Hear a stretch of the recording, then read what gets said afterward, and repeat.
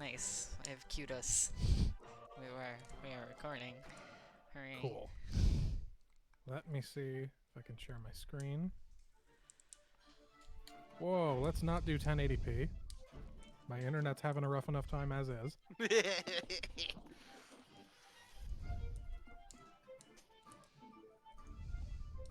You guys can see that? Look. Good hair in my eyes. Can indeed. I can anyway. Cool. Yep. Oh boy, I have to actually bring up my character sheet. That's right. Haha, I have one of those.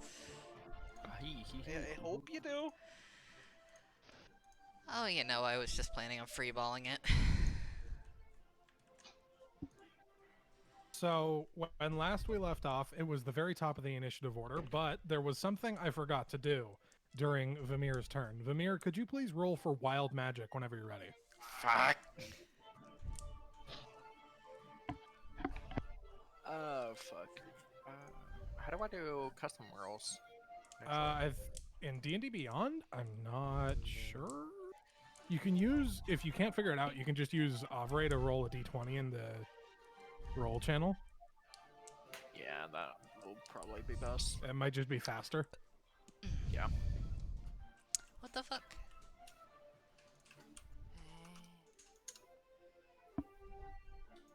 There Was we that not correct?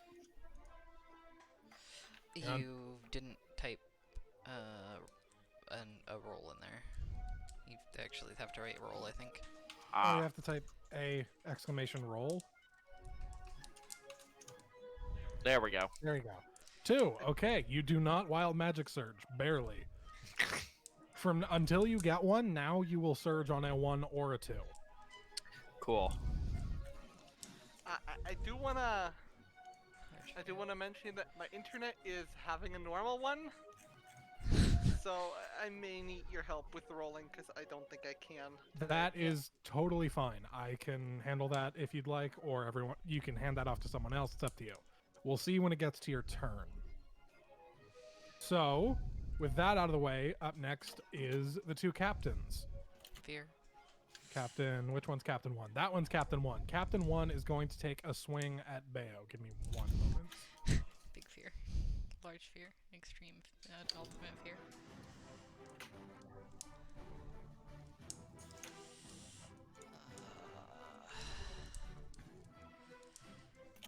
Okay, hang on. The first attack. A 20 hits you, right? Yes, unfortunately. Okay, the first attack hits. It's not a nat 20, just a regular. Yeah. GMO 20.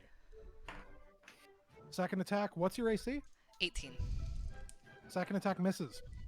Okay, I'm going to end up using my reaction on that, just so you are aware. Sure. Third attack also misses. Cool. Thank God. My reaction is just part of my shield bash, essentially. Cool. So first of all, from the first attack that hits, you take... Oh, fuck, where'd that go? You take 8 slashing damage. Oh, fuck. And then what does the shield bash do? If I remember correctly, it is an opposing strength check. Hold on, I'm trying to find my equipment here. Oh, you're going to try and, like, knock him off? Hold on. If you are attacked with a melee attack, but the attack does not hit, you may expend your reaction to make an opposed strength check against the creature, and if successful, you knock the creature off balance, giving the next attack against them advantage. Cool. So, opposed strength. Give me your roll. 16. You absolutely, like, knock the fuck out of this guy. He is stumbling. He goes, like, within an inch of falling off. Actually, hang on. No, does not fall off. Comes within about an inch of it, but then rolls a natural 20 on the dex save to not fall off. But is absolutely stumbling around. You will have advantage on your next attack against this guy. Oh, cool. The second captain is somewhere here. Here we go. Is going to go 1, 2, 3, 4, and take a swing at you, Vimir. Oh boy. What's your armor class? Give me one moment. 11. Jesus. Okay.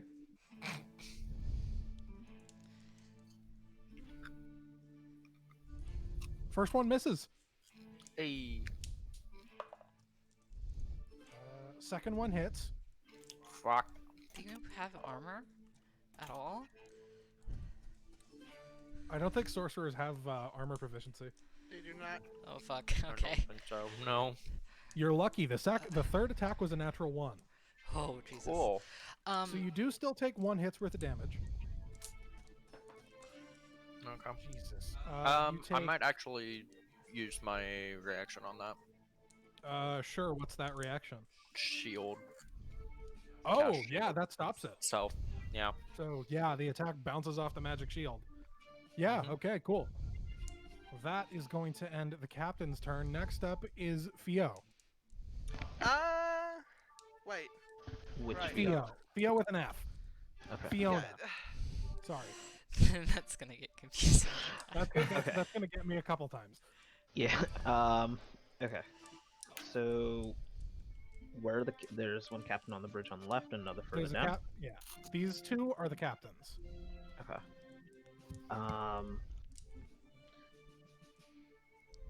Guess. I guess I'll just probably have to disengage from them, from the one in the top right corner, and I'll move at least 2 squares to the left. Here? Yep. Cool. And then.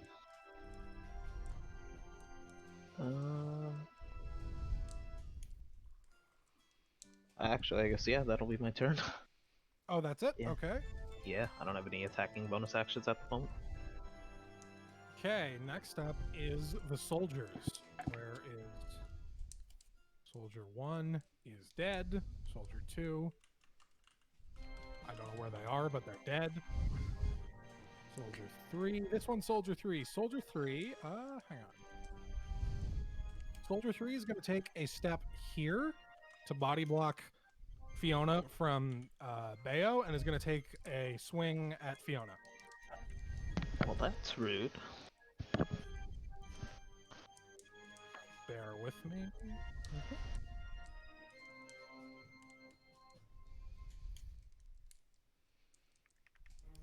What's your armor class? 12. Okay, so a 5 doesn't hit. You watch as this soldier takes a big step. He's like, "Oh yeah, I'm doing something really cool," and swings, and on the backswing gets his sword stuck in the wood from the boat. That is going to end that soldier's turn. Next up, this soldier is unconscious. This new soldier here, who you'll remember came up from this staircase at the top of the round, goes 1, 2, 3, 4, and is going to take a swing at Bayo. My position just has me going, I am in danger. Your armor class is 18, right? Yeah.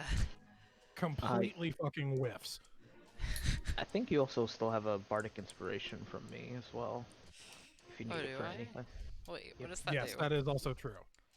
That is going to end. Hang on. Where is? Yeah, that is going to end the soldiers' turn because you guys have been making very quick work of the soldiers. Next up is Aiden. That's you. Yeah. Yeah. So what I'm going to do is quick question: does an intimidation check count as my action? But can I Yes. attack and do an intimidation check, or is it? You would have to use your action surge. Do I have action surge? You're a fighter. You have action surge. Yeah, you know what? I will do. I want to first try and do an intimidation check against the commander, Which of the two captains? the one that's by what's the name? The sorcerer. I don't Okay, remember cool. the So names. this one here, sure. And I just want to say something like, "Oi, look! I just shot your mate between the eyes. Took one shot. If you don't stand your men down right now, I'll do the same to you, mate." Not very Sure. intimidating. Roll for intimidation. Do you have? Uh, Look in your trick shots. There's a trick shot. I don't know if you have it that can give advantage on intimidation checks. where would that be? Hang on. I don't have everybody's character sheets open because that's a lot of tabs to have open, but I can pull it up. Bear with me. Yeah, I'll have a quick look. It should be in. It might. I think it's in features. No, it's in other. I think. Forceful shot and dazing shot.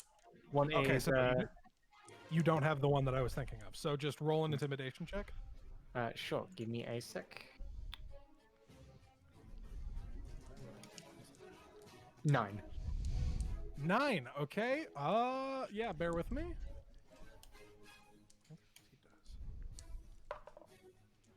That's a natural 20 on the wisdom save. So.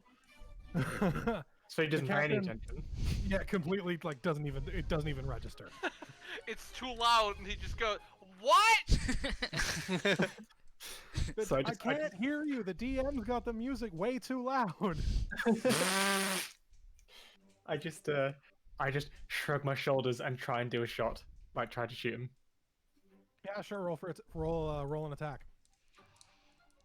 16. That hits. Roll for damage. Where's my spreadsheet? I was trying to 8. use it. 8 damage total? Yes. Okay. Not as much as I was hoping it'd be, because it was a 1 I was and a gonna 4. say last time you like completely wasted a bandit, so I was fully expecting this guy to just drop. No, I only got a 1 and a 4, sadly. Okay.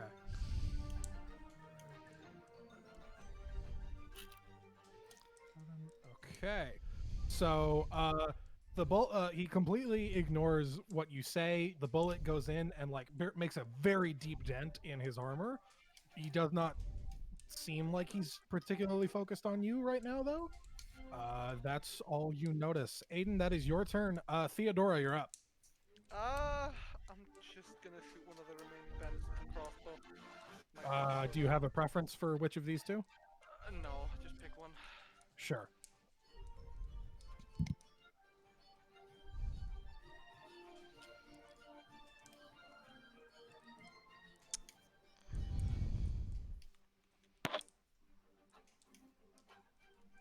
Oh.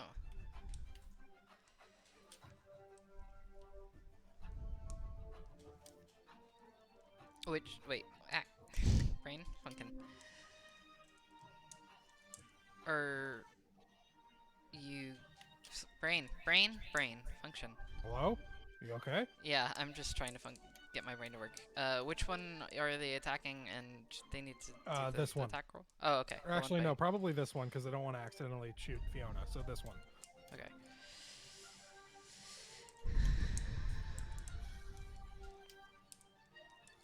So, yeah, just an attack roll whenever you're ready. As I said, I can't really roll for myself. Okay, Oh, I'll do right, it for you. brain What's your function. modifier? My brain Not is off broken. the top of my head. Do you want me to pull it up for you?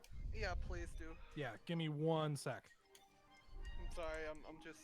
No, don't worry about it. Don't worry about it. Yeah. It's fine. Happens to everybody. I have had to do this more times than I can count in other people's campaigns. I don't mind at all.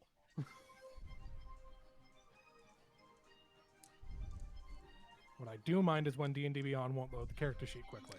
Yeah, it was giving me some trouble loading mine too. Okay.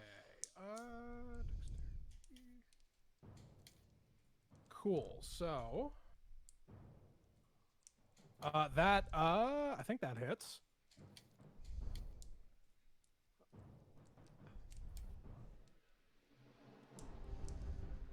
Yeah, that hits. So the damage on let me check your inventory really quickly. Okay. This bandit has not been damaged yet, but is looking very roughed up as you fire your crossbow, and the bolt like goes and kind of buries itself. Like he lifted his arm at the worst possible time, and it kind of goes deep into his torso. Ooh. Did you have anything else we wanted to do on your turn? No, I think I'm just gonna. Actually, is there any half cover I can get into? If you if you duck behind here, you can get into half cover, but you will take an attack of opportunity. I'll risk it. Okay. Your armor class. Oh yeah, you have really good AC. That completely misses you. He takes a swing at your ankles, but you just like leap over it and land behind half cover. Awesome. Okay, that is your turn. Bayo, that's you. I'm about to fuck someone's day. Somebody's, you're not quite sure whose. Hopefully not your own. Yeah, hopefully. So we determined that all of these guys were humanoids, right? Yeah, these are all variation, human or human adjacent. Cool, I figured. Okay. Bayo is, after having yowled last time that they're not part of the pack, he is going to take his sword and slam it down on the captain in front of him. Cool, make an attack roll with advantage. God, D&D Beyond's animations take fucking forever. Yeah.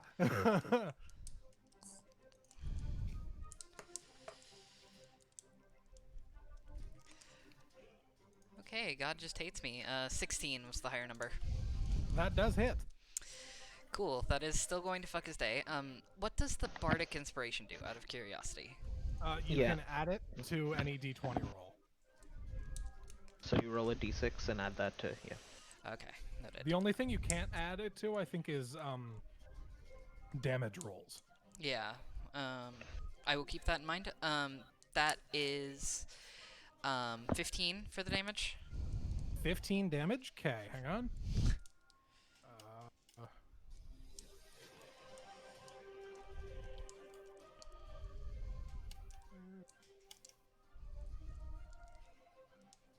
Okay, you take a big meaty swing, you annihilate like the shoulder pad on it, like the pauldron on his armor. It just like crumbles and lands deep in his shoulder.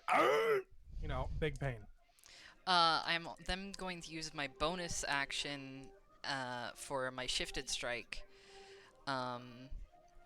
which I can either be a claw or a bite, so I'm assuming I can just do that without having to...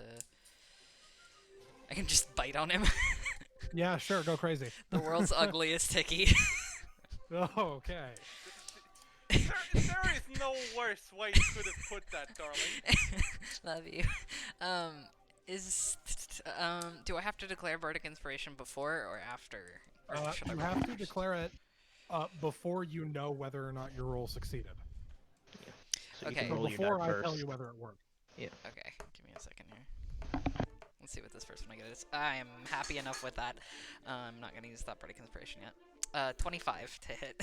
Yeah, that I can say with confidence that hits. I have a secondary question. Sure. Can I use smite in my teeth? You know what? I don't think it's allowed in the rules, but it's cool, so sure. Okay. Give me a sec, let me find out how much fucking smite is.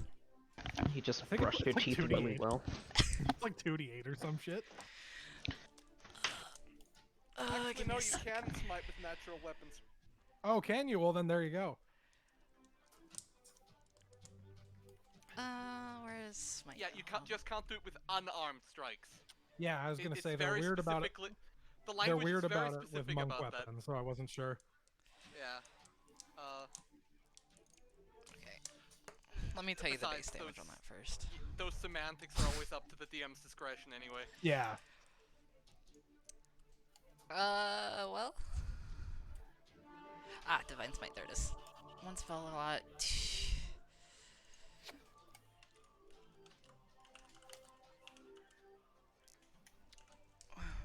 I think. Okay, so this fucker just took 19 more damage. So hang on. 10 from the bite plus another night. 29. No. 10 from the bite, and then 9 from the. Oh. Okay. 9 from the Divine Smite, and then another 15 from my sword earlier. Okay. So okay. That's 34 bits of damage. Jesus Christ. Okay. Man, this is gonna make my next turn look so fucking bad. So At the start of this turn, this captain was at full HP and now is looking worse than the other one. No, wait. Looking bad, but not quite worse than the other one. Can I just like casually pull a piece of paper writing this experience down because I've never seen Yeah, someone absolutely, fight and absolutely. suddenly release radiant aura out of their teeth? You guys watch as fucking fantasy Fairly Odd Parents Chip Skylark bites into fucking this guy. That is the worst way you could have put that. No, it's not. The worst way I could have put it was the ugliest hickey. We've already heard the worst way it can be. It's a divine guys watch- hickey. I think it's a tie, personally. You guys watch as the most horrifying bite you've ever seen happens, and then it glows, which is almost worse. Yeah, this guy's looking rough. I know it's infected. I can title your biography "My Shiny Teeth and Me." Okay. I almost said is that your... glue stick juice-itis. I don't know why. Yes, that is my turn. I also want to say that Bayo is fucking looks like he is seething right now. He's shifted somewhat, and he just has like this captain's blood dripping from his mouth. Absolutely horrifying. This like himbo is like Yeah. When the himbo gets mad. Okay. If that's your turn, then Vamir, you're up. When the himbo goes akimbo. Oh, Jesus. why would you say that? It's gonna. Gonna Yeah, wield you puppies know the and guy combo. right next. Actually, how does the guy right next to me look? Below half hit points, he's got some wounds. Okay. Then I'm probably gonna do magic missile. Magic missile, gotcha. Yeah, on him. Just first level.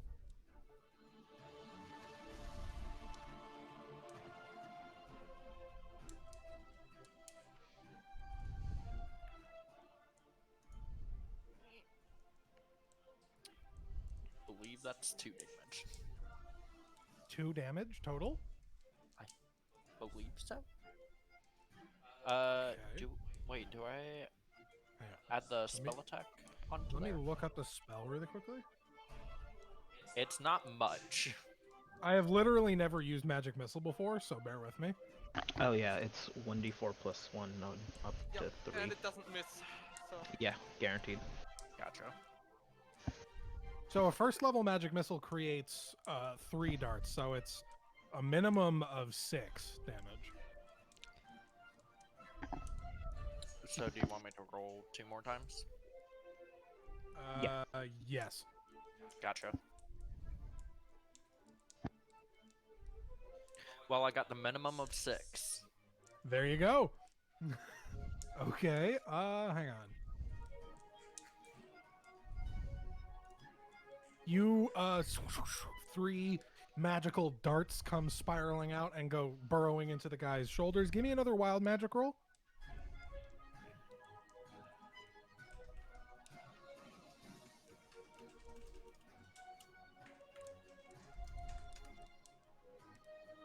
I'm good. 12. Okay, you are safe.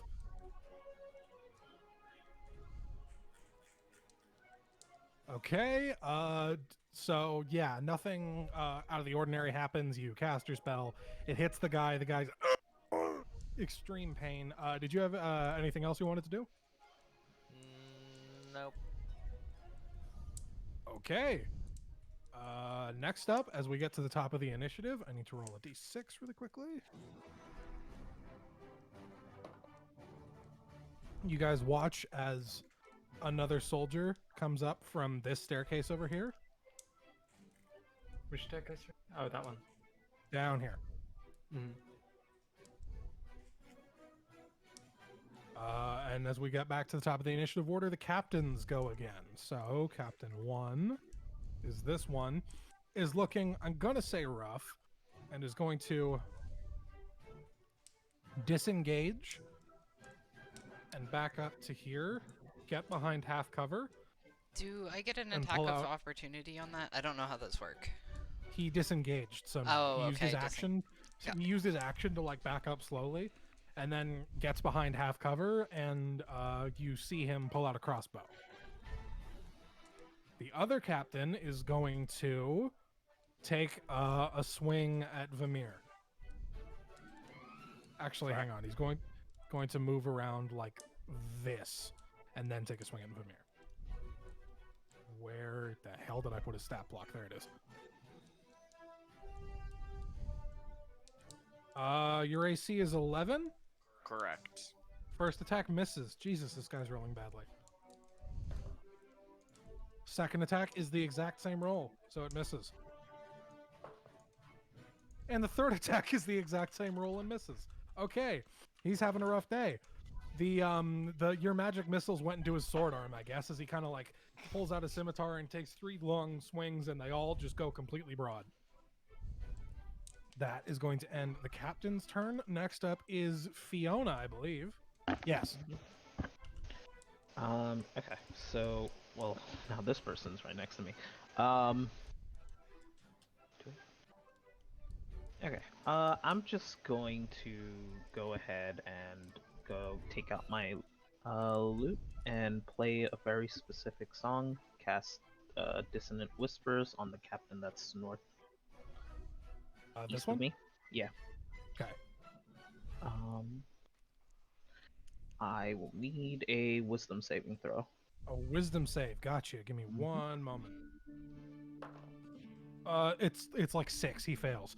Yeah. Okay, so then that is 3d6. Oh, geez. Okay.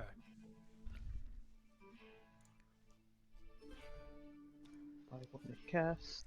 There we go. That's 10. 10 damage? Gotcha. He is looking rough.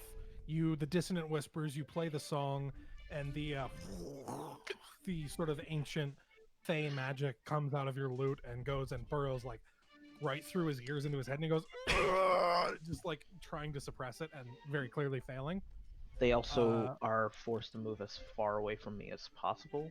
Oh shit! Like yeah. right away, or yeah. Is there a way to just post this? hang on, I can just look up the spell really quick. Yeah. Failed save, take 3d6 psychic damage, and must immediately use its reaction if available to move as far as its speed allows from you. The Oh creature yeah, doesn't okay. move. So it is going to immediately. He starts screaming and runs, and as he comes here, Aiden, you get an attack of opportunity if you'd like with your rapier. Yes, please. Do I just press the regular rapier attack? Yeah. I got. Wait, is it the hit DC or the damage I need to roll? Oh, Roll to hit first. 10. 10? That does not hit. Damn. I'll just say I guess he didn't like my music. Although he was the only one who got to hear it. He gets all the way up here with his reaction movement. Did you have anything else you wanted to do? Nope, that's it for me. Gotcha.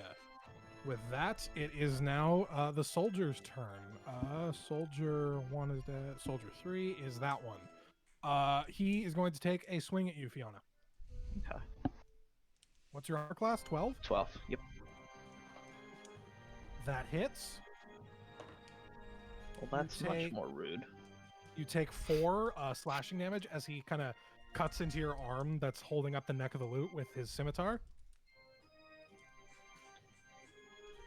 The next soldier is this one, who is going to take a swing at Bayo.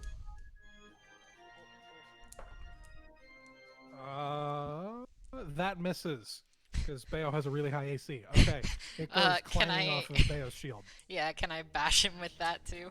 Oh, shit. Can I bash him with that too? Yeah, go ahead. Okay, strength check. Contested strength. Natural 1. He is completely. Hang on. I regret to inform you that I also rolled a nat 1, but I have Oh! I got a 5. Okay, yeah. He has a +0 to this, so he still loses. He fails harder than you. And because it's a nat 1, he goes tumbling into the drink and is gone. He has Oh, geez. No, that's not what I meant to do. There. Hang on. He goes tumbling into the waters below, never to be seen again. Don't you dare Kumsasotad this. The last visible soldier is this one who, do they have? They do. Okay. Take a step like this, and then he's going to fire a crossbow shot at you, Theodora. That does not hit. It goes wide and hits this big post thing here. This big post thing. This is one of the things that holds up the sails. I don't know what I'm talking about. Okay, that is going to... Yeah, that. I don't know boats. I just built one. That is going to end that soldier's turn. Next up is Aiden. Yeah. Could I move down 2 and 4 to the left? No, right, sorry. I'm not jumping off shift. Two. There. Here? No, Okay. 1 back. Here. Yes. Okay. And can I try and shoot the captain in the balls? Yes. I don't know why specifically the balls, just why not? It's because they didn't appreciate my music. I got 21. That definitely hits. Roll Was for that damage. was that a nat 20? It was a nat 20 because it's. Oh, it's a plus nat 5. 20? Oh, Jesus. It's not. It's okay. not. It's not nat 20. It's not nat 20. Oh, Oh, it's not? okay. Okay. It's a 16 I got, but then plus 5 turned it to 21. Okay. So 21. So roll for damage. Damage is 13. How do you want to do this? He is super dead. How do you want to kill him?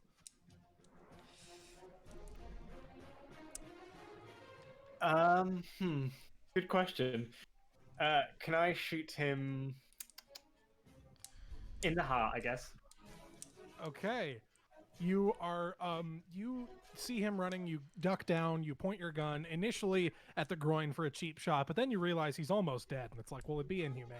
So you just point up a bit, shoot him through the heart, and he crumbles to the ground dead. Still screaming. Wait, no, not that one. That one, there we go. Did you have anything else you want to do with your turn? You still have a bonus action.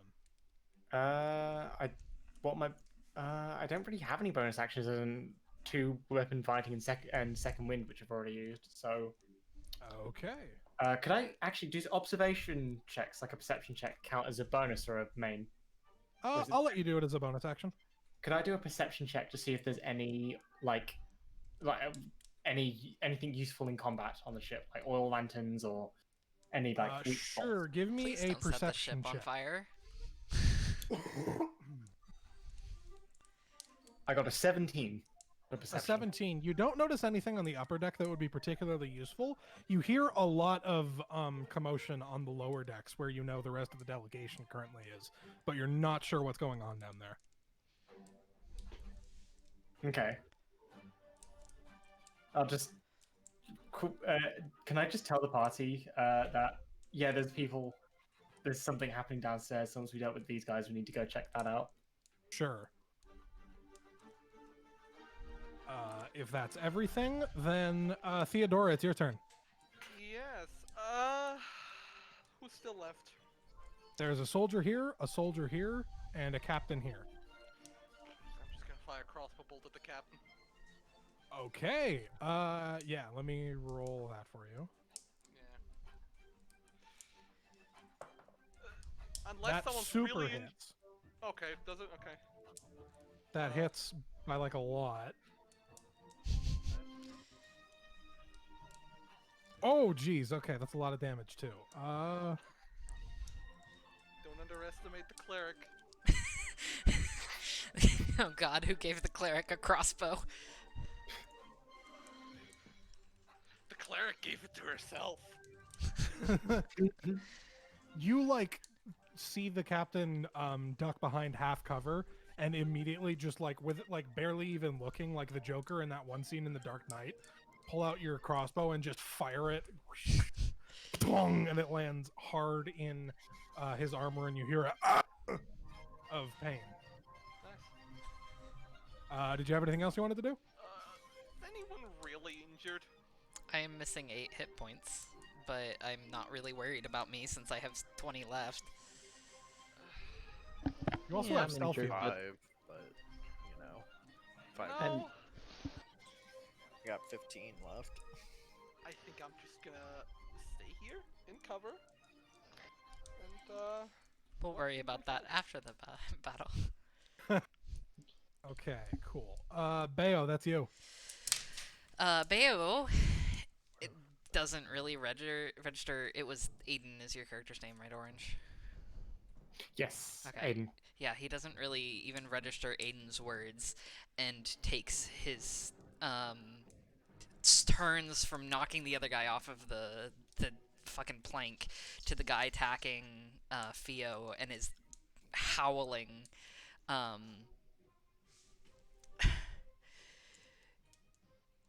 like just angrily in Igralsi. Something akin to you do not represent us. You are not you need to leave, and just smashes down on the guy attacking Theo. Absolutely, make an attack roll. With his sword. That is a 24. That hits by like a million. Make a roll for damage. 18 damage. 18 damage. You completely dumpster this guy. Hang on. Which soldier is this? This guy? You like, he's not looking, and you turn around. You don't even like cut him. You smack him in the back of the head with your blade, and he just crumples. I am then going to use my movement to make my way over to the captain again. Sure. Hang on. 1, 2. There you go. And then I am going to howl again, this time in common, just leave, and then bite him. Okay, make an attack roll.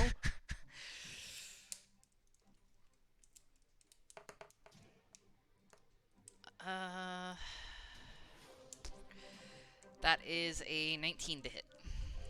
Yeah, that hits. Roll for damage. Are you smiting with it again? Uh, hold There's on. no downside to not doing it. I'm pretty sure it's a cantrip. No, smites take spell slots. Yeah, it Oh, does. does it? Oh, it's a first level. Okay, Yeah. that was just my subclass. Okay. Yeah. It does take spell slots, but I have 3 of them, and we're not that damaged that I need to worry about having to cure wounds on people, and even if we did, I have lay on hands. So, you know what? I'm feeling like a little bastard today. Let's, smite a bitch while you bite him. Okay. I gotta remember what my roll was for that. Hold on, that's...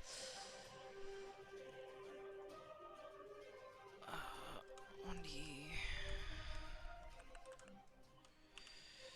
I believe that is 1d6 plus 4 plus 2d8 for the radiant? Yeah. Yes. 18! 18 total? Yeah. Jesus. Okay. He's not dead. I have good news. Oh, I have news. He's not dead.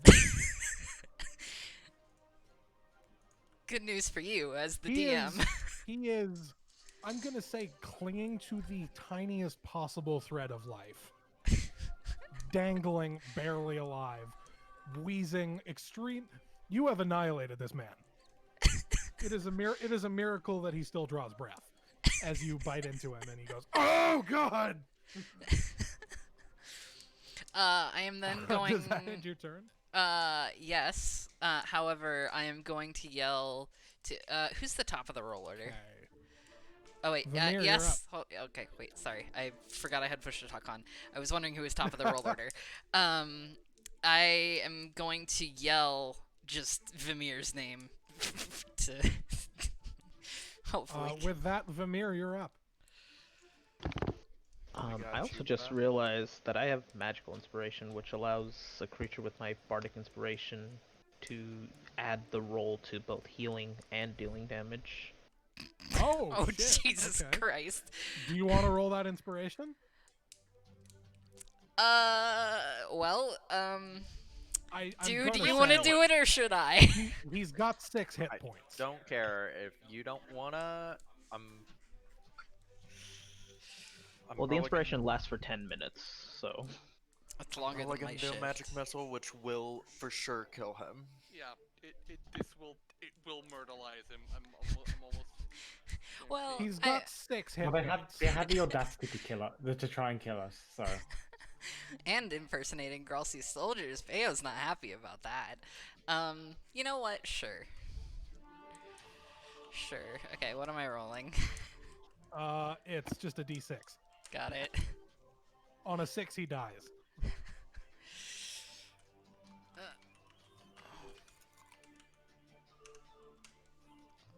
One. That's a 1. That's a 1. Okay, he's not dead. He is very slightly more dangling by the thinnest possible thread of life. Yeah, I'm gonna yell for Vermeer Vamir, then. you're up.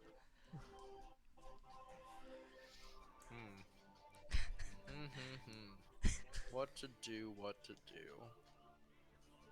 I want to fucking take out the captain.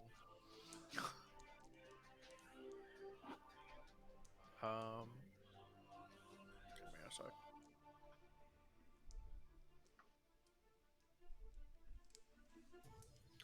Yeah, I'm just gonna fucking cast magic missile on him. Cool. You don't even need to roll for damage. He dies. Fair.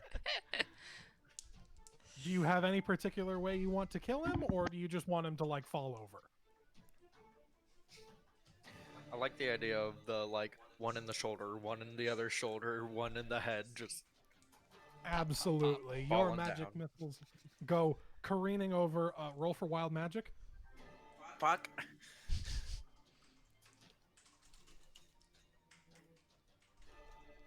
just gonna copy that. Still safe. Barely. By 1 again. By 1. Okay. You're testing fate, my friend. Yes. Okay. Yeah, your magic missiles go careening out of your hand, and one in the shoulder, one in the other shoulder, one in the head. He looks like the worst crucifix you have ever seen as he just crumples to the ground dead. The last remaining soldier. I'm gonna stop the music.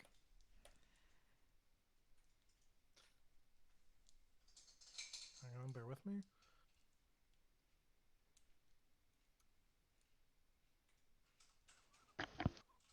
Oh, wait, I actually read that slightly wrong. It's only damage from spells. Oh, well. But I guess the smite counts. It's Divine Smite. We'll Smite count is it. a spell.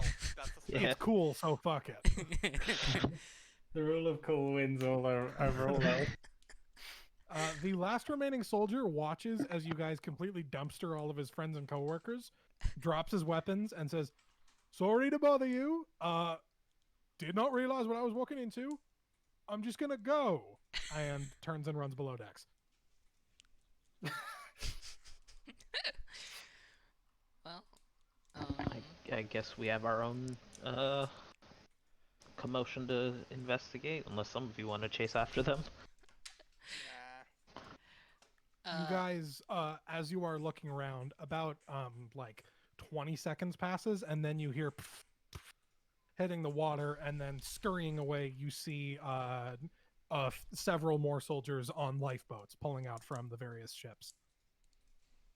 Does that mean we got new ships? Well, your ship got very badly damaged in the initial scuffle as they came and like fucked up the anchor. So your ship that you are on probably is not seaworthy anymore. But they've just abandoned these 3 ships here if you want to take one. Great, we can be a ship captain. Bayo is going to kind of wander back to the others, kind of huffing and like trying to calm himself down as he kind of shifts back to his more normal look, still blood like dripping from his jaws. Can everybody but Aiden please give me a perception check? Oh boy. Can you roll for me? Yeah, one sec. I was 18. wondering why I didn't need to make one until I remembered I made one earlier. Because I am a fool. I got an 18. Why I rolled a isn't it 13. showing up on the tracker there?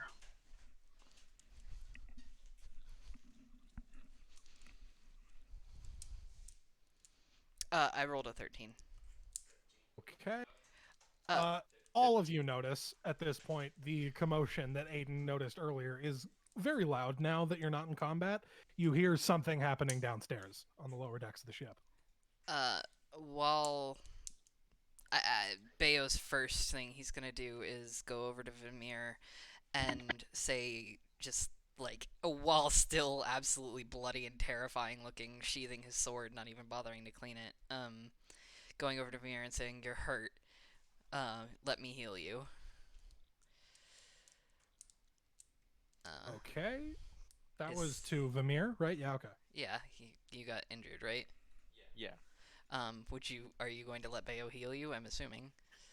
I mean, terrified just looking at him, but thanks, bud. You had 5, right, that you were missing? 5, correct. Can I also use the lay on hands on myself? Yes. Okay.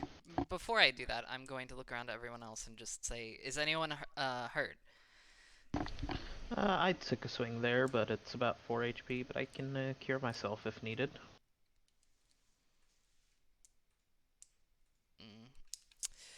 He is going to go over and offer to heal you as well.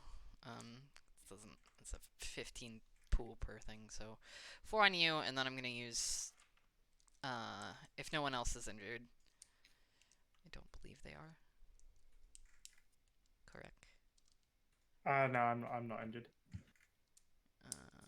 Theo, are you injured? I don't believe so.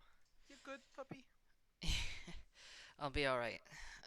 He's going to go over to Theo and use his lay on hands to heal all of her hit points, and then use the remaining 6 in my pool to heal myself. So, Okay, you guys are now feeling a lot better after a combat that I thought was going to be harder than that, but there you go. Did you heal me at all or no? yes, I healed you completely.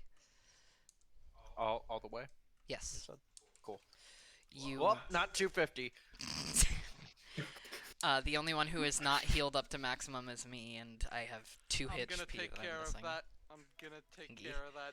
What's that feat I have that can heal like a minuscule amount? Hang on. I will check. Bayo What looks. class?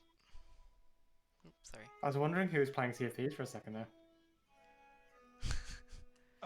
It's a racial trait called Healing Hands. You can heal 3 hit points. Yeah, I'm gonna do that. There you go. Bayo is pouting that he doesn't need help. That he'll be just fine to take care of Can I himself. distract him with the feather?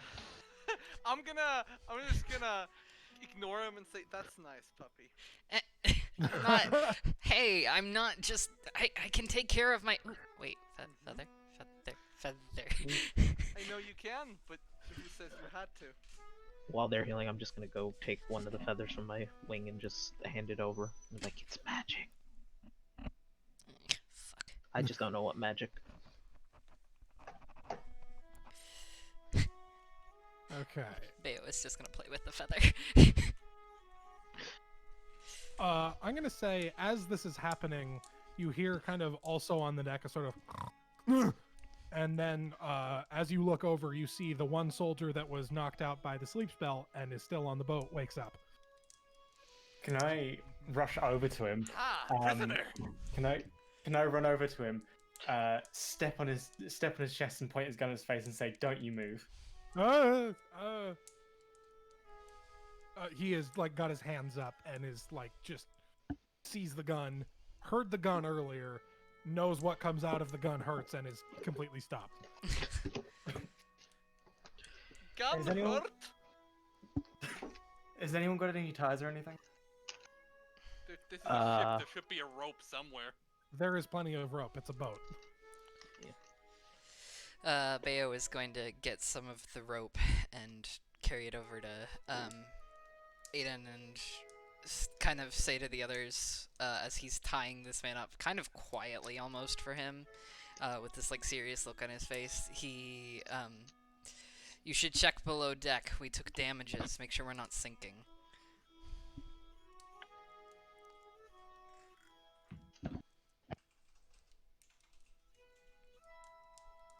So you guys are tying this guy up. At this point, you hear the commotion still getting louder below decks, and then you hear a loud like pang, pang, pang, and then footsteps rushing up the stairs from the lower decks. And coming up, you see holding a enormous like a battle or like a great axe the size of a 12-year-old. You see. Hang on. I gotta remember how to pronounce his name. Bear with African me. or European 12-year-old? Yes. Is that a reference? Nice to... Monty Python reference. Thank you. Oh my god. Sorry, didn't mean to interrupt you. You see, Timo. no, it's fine. You see the king, Sovereign Crown Akoni Tandong, running upstairs holding this axe. He's like, I heard there was fighting. What did you? What? Wow, that's a lot of dead bodies. Wow. Okay. Sound it- sleeper, I take it. I was restrained by, and then you see coming up after him, his bodyguards that physically, who look like they have been in a bad fight, mostly with the king, have been sort of. One of them comes up as we had been holding him back. We're not supposed to let him, get in a big fight where he could die, and then he almost killed us. He finally got up here, but clearly you guys have taken care of the situation. Who's this guy? They say, pointing at the now tied up soldier that woke up. Prisoner. Bayo I don't know his name growls at before. him. I'm captive now. Bayo growls at the prisoner and is just like an Ingrossi imposter. He's not Oh. he's not from my country, and he's not part of my pack. Yeah, long story short, the people that attacked us seem to have been impersonating servicemen of the Gralsi Navy. That's unusual. You see the king lowers his enormous battle axe and kind of sets it down and starts making his way over to one of the other boats to start investigating it, along with his bodyguards and that tiny little halfling from earlier, Master Levi. They all begin sort of going through everything. Did you have anything you wanted to interrogate your captive about? Bayo has many words for him. Okay. At this point, he's like, I assume, just like tied up, sitting on the floor. Yeah. Yeah, I've hopefully gotten off him at this point. Yeah, I assume at this point. You can operate a gun. I assume you know how to tie people up. Mhm. One of these is much easier than the other. Yes. So yeah, he is just kind of sitting there. Because he got put to sleep from full hit points, he's not hurt like at all. He just looks a little groggy and very confused. I'm going to OOC let anyone else ask their questions first. Can I try? I've got charisma. Sure. Give me just a sec. I just gotta. Get into people talker mode. Yes, just temporarily push Toga out of my brain. Because that's not the face I want to put on. Also, I'm gonna test whether or not my internet has decided that I get to have rights. Update, I have rights. Hold on, D&D Beyond. Let's look up let's get to the character sheet. Oh, thank God, I can actually look at it. Okay. Let me thunk. Big thunk.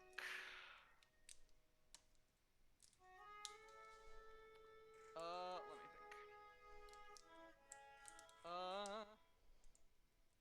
Because I have a thing I want to do here.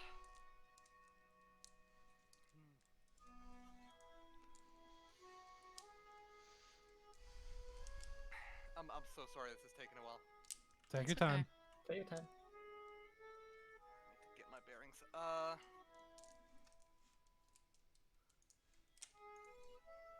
Pay no attention to my rolling. I'm just curious if this auto rolls disadvantage. It does I'm not. just gonna.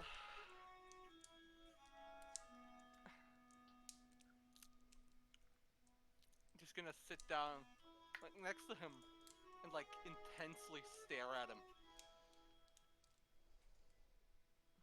You know, normally it's like common courtesy when you sit down next to someone to like ask if you can do anything for them. Well, it's also common courtesy to not shoot at people, but I think I the didn't pos- shoot at people. I didn't get. I just came on the boat and then someone knocked me out. I didn't even feel like a blackjack against my head. I was just unconscious. Really, I'm the innocent one here. You people killed like how many of my friends? Bayo Maybe, is yeah. going to growl Can I at just him. can I just sort of like point at like part of the I'm assuming part of the deck's been ripped up by cannon Oh yeah, fire? no. Like one corner of the deck is like completely fucked. What do you think caused that? Not me. Thunderstorm? Lightning? No, that was Gary. Gary. Yeah, Gary. yeah, he did No. that. You know why? Well, we were hired. We're mercenaries. Figured. Now, you mercenaries usually have some. Okay, I mean I know what the most likely reason you did all of that is. You knew that the. Did we have nobility on board? You what? Who hired you? I don't know. I'm not a fucking boss. I do what I'm told. Can I? Can I roll insight? Yeah, go ahead. Because that seems like something I should roll insight on. Let's see. Rolled a 15 plus 3. That's an 18. Give me 1 sec. Okay, you get the impression that maybe the captains would have known more. This guy was just like a regular mook. This was just some Yeah. guy that happened to be part of the force. He I'm he gonna- probably doesn't know much about who hired him. He just knows he was getting paid. I'm gonna stand up. I'm gonna put my hand on Bale's shoulder. He doesn't know anything. Can I try? Sorry, I mean, if you want to do your thing first. Yeah, I'm just gonna try and listen. I know you're angry. You have a right to be angry. But this guy is. You know that kid that was mean to everyone and grew up to essentially. You know that beats people up for their lunch money. They wouldn't have guy's been welcomed the- in the pack. This guy's the equivalent of that. He's not worth your time or your. I'm just gonna wipe Can I- A some of word the. in edgewise here. I feel like I'm being accused of something. I was just told that we were stealing a boat. I'm gonna turn around. Do you want me to let him loose on you? Do you see the blood on his sides I of do. his It's mouth? very distressing. I knew that man. I knew that man you ate. I wonder if your blood would be even tastier. I mean, you can try. It's not like I have any power right now, but like, I feel like I'm being accused of something. Like, I didn't know. I was just told we were fucking up a boat. I did what I was told. I didn't know you people were here. I didn't know this was an important ship. Can I just kneel down in front of him and try and persuade him, like, just say something like, mate, we don't want you to have to get on our bad side. We don't want to hurt you. We just want to work with you. So just is there anything you can tell us about who hired you? Give me one moment. Roll a persuasion check. 17. He kind of looks at you. He says, I considering the position I'm in, I would tell you if I knew anything about who hired us. I think the boss said we were hired by somebody in Albanock, but other than that, I don't know anything about who hired us, and I wasn't even told evidently the true nature of what I was doing. I was just out here trying to fucking. I was told we were fucking up a boat. I've fucked up boats in my time, so I said, yeah, sure, I'll do it. I didn't Albanock. know about the whole deal. Albanock. Did they mention a specific town, a specific name, anything like that? No, the boss was very cagey about that sort of thing. Kind of figured it was best if we knew what we were doing and not necessarily why, you know? Oh, thank you for letting us know. You're welcome. You... He kind of like glances as you're walking away and kind of glances over and says, he looks over at Bayo and says, is he still gonna eat me or?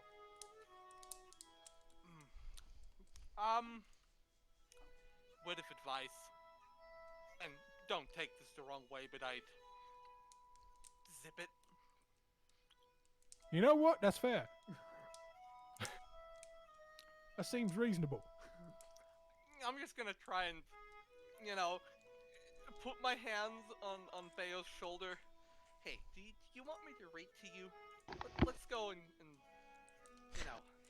The instant Theo like puts her hand on Bayo, he goes from like looking like he's about to fucking go feral again to effectively being the dog equivalent of the Angie cat.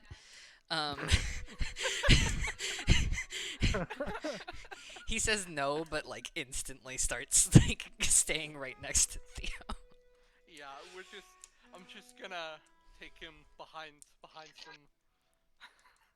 Don't take Bayo behind the shed. Don't take Bayo behind. I'm gonna take him behind some of the crates and just start reading to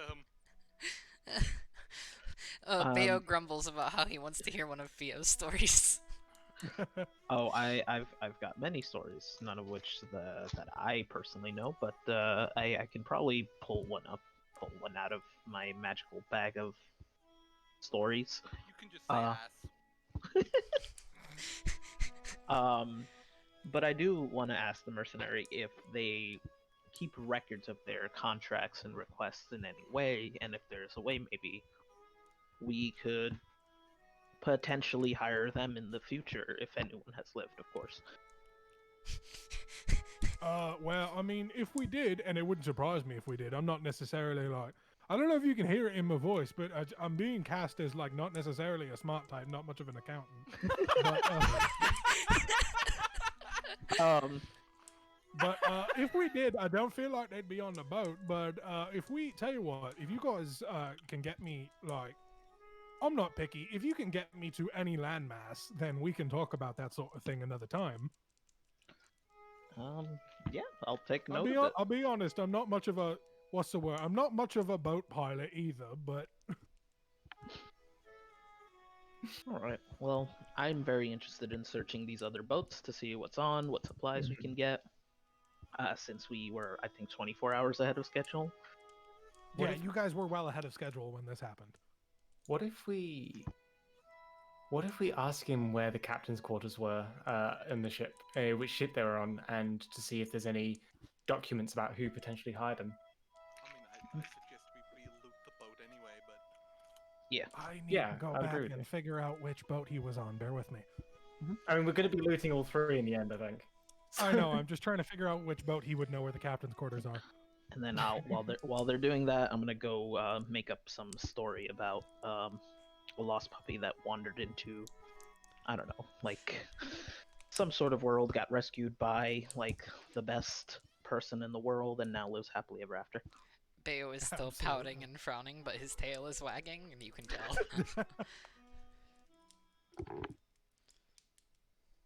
Okay. For who's gonna be who's looting the boats right now? Could I loot boat? Could I be a boat? Sure. Give me an investigation check with advantage because some of the other people from the delegation are helping. Yeah, I'd also like to loot once I'm done telling the story.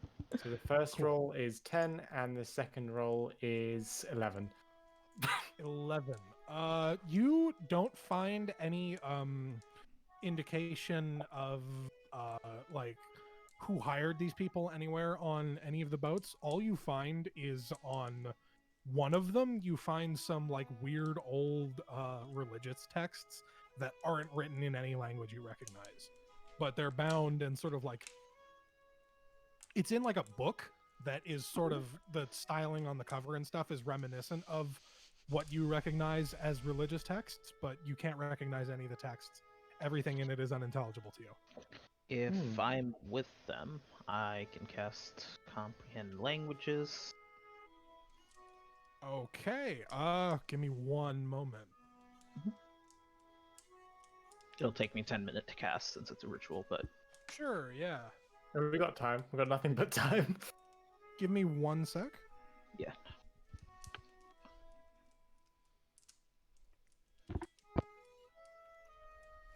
Sorry about that. My dad came in the room.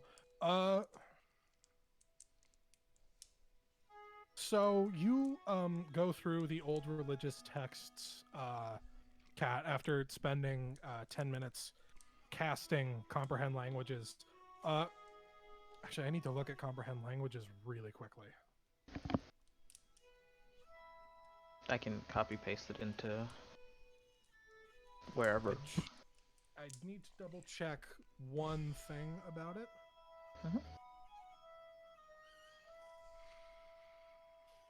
Okay. With Comprehend Languages up, it reads weirdly. It's almost like you're reading kind of like a book written in Pig Latin. Like it's hard to describe. But Kind of ciphered, I guess. yeah, kind of. You are flipping through it. This is this text is discussing a very old piece of church doctrine that isn't discussed anymore, talking about the idea of the potential end times, what that could look like. This is talking about what an apocalypse could look like and the idea of what kind of thing could potentially bring that about. It's sort of this ancient piece of give me a history check or a religion check, whichever's better for you. They're the same for me. 12. 12. You have not heard of any of the ideas being presented here in this book. As you're going through it, it's talking about the idea of there being a sort of equal and opposite force to that which burns that is equally powerful and is unlike the sort of the church's understanding of that which burns, which thinks of it as sort of a benevolent being. This is sort of positing about a potential malevolent creature that is trying to bring about the end times. And you've never heard of any of this before. This is all completely new ideas to you. Okay. Not It's even a very with... interesting story. Okay. Not even with my background or anything like that. No, you would not. Actually, with your background, there is. No, with a 12, you still wouldn't recognize any of what's being said. I had to think about it, but no. Yeah, I guess I'll just relay a little bit about the potential post-apocalyptic religious ramblings, especially since I know someone here is a part of that which burns. I don't remember who, but I forgot. Me. Well, as far as you know, it's 2. As far as I know, you are correct. But yeah, that's pretty much it. And then I'll go back to looting for things and seeing what cool books, writings, and texts else I can find. Yeah, sure. There's not a lot. Based on your interactions with the mercenary from earlier, you get the impression this is not a collective of readers. God. These are not big thinkers on these boats, but you find some, some interesting books about like sea shanties and like, sort of boat maintenance, but it's mostly nonfiction stuff that's being presented to you here. Okay, well, I'm gonna try and see if I can make a better tune out of the sea shanties while everyone else searches the rest. Absolutely. So everyone else can feel free to give me an investigation check if they want. Yeah, Once everybody gets to the point where they're looting through the boats.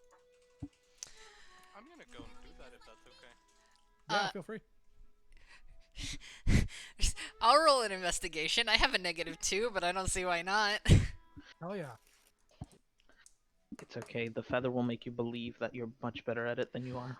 Did Roll you the say 13. we all get advantage on this because the crew is helping with us? Yes. Okay, so we Oh, all... I didn't roll roll again. with advantage. Oh well. Let's see. I think I'll take the 13. Mhm. 'Cause that's a nat one. Yeah, maybe the 13 is the better option. I got a 12. Give me 1 sec. I have food in my mouth. Can't believe this universe is paused because I'm joking. Don't worry. Sorry to break the immersion. No, I'm joking. Don't worry. I know, so am I. Oh, I never said I was smart. I may not Okay. know much. What's that one image from like the Kirby anime that just says "I may be stupid"? Yeah. Oh, me. It's me. Okay, so you guys are going through the stuff on the boat. You so far have not found anything indicating who would have hired these people. Hang on, give me 1 sec. Would they have had any gold on their ship that we could potentially repurpose? I was getting to that. Oh, sorry. The world. I was trying Money? to go back through my table and see. You guys find between the 3 ships about 70 gold. These were not certainly these were not a rich bunch of people, but it's enough gold for a small crew like this to get by. You find also various assorted odds and ends, sort of like weapons and stuff like that. Nothing magical or anything like particularly out of the ordinary. And as you guys are looking through, yeah, you are not able to find any sort of evidence linking any specific individuals from Albanak to this attempted piracy. Bayo is sitting and smiling maybe a little bit more than he means to, with his tail wagging like a lot, looking at all the gold, and he's just like, we should split it evenly. Can I pat him? You can. He will accept pets. I'm gonna pat you. Also, I spaced out. Did we find anything specific? Weapons and 70 gold. Nothing magical or of particular interest. And nothing implicating anybody specific as hiring these people. Is there any other, like, just generic light weapons that I could just carry a second one of? Because I just have a single dagger and I'd like another one. Sorry, I'm eating again. 1 sec. You're good.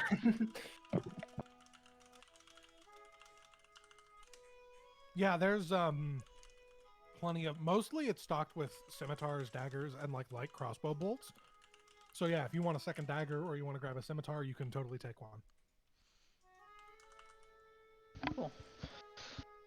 How many bolts do I have? Because I do have a crossbow that I completely forgot about.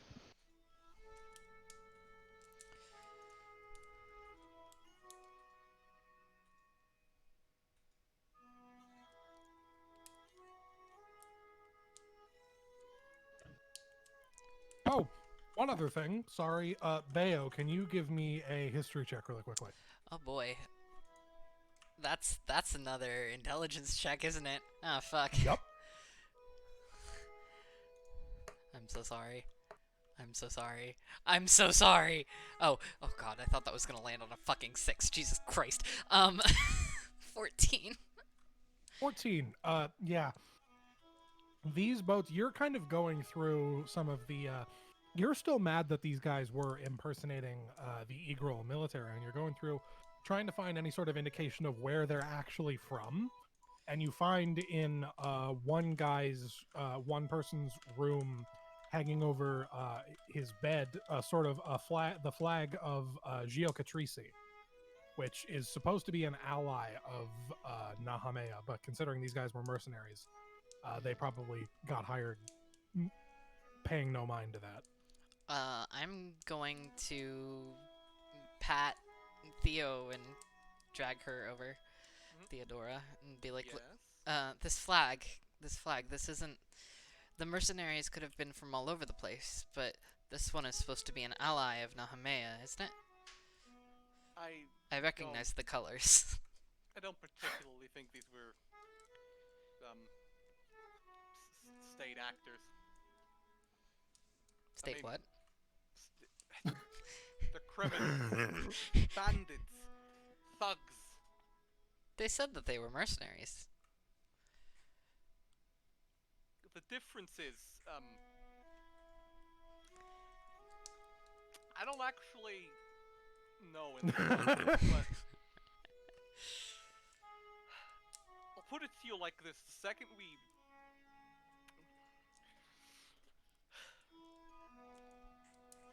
you really think a bandit, you know, like a cutthroat thug would go, oh yeah, I'm a bandit, you know. The point is, I don't think that they had any sort of backing from the government, for lack of a better word. Does that make sense? This is a Bayo tilts PMC. his Bayo tilts his head a little bit, and just says, "Should we tell the king?" I mean, sure. That, I mean, he already knows that we were attacked by what's pirates, basically. Not like he understands.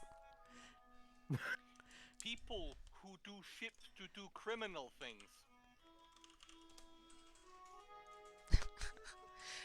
Bayo is just keeping his mouth shut and going to stay right with Theo, holding the flag the whole time. Please, this man. That was in character, for the record.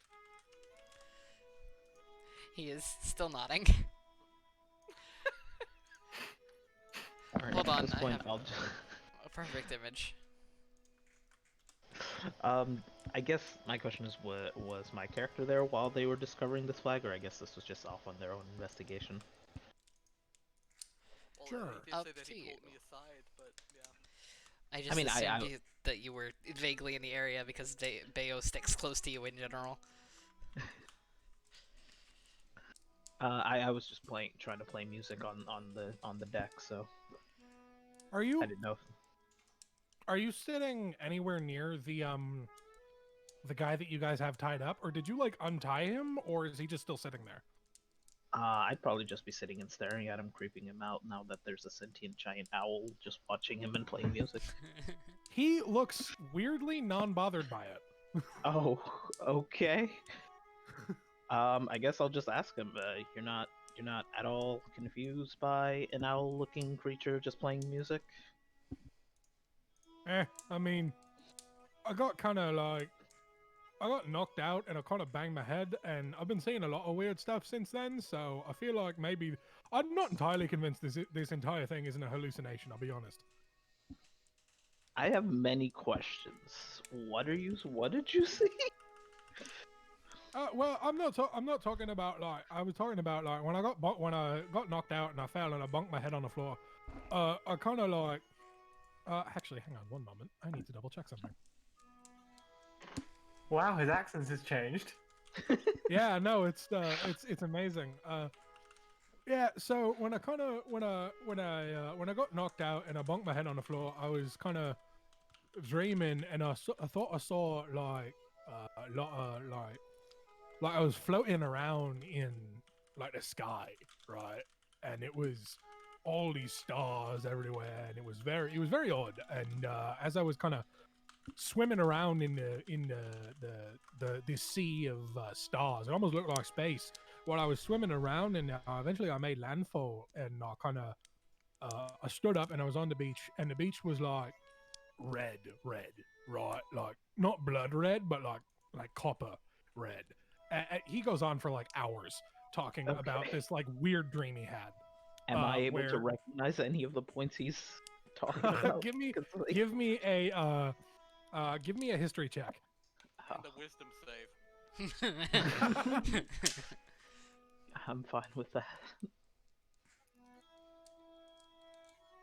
Oh, it actually rolled this time. Not one. You have no goddamn idea what he's talking about. Ah, damn. Just zone out. You completely zone out. He continues, even when you walk away, it's like he's not paying attention. Okay. Well, I have a vague feeling of what he's talking about, but I guess not Fiona.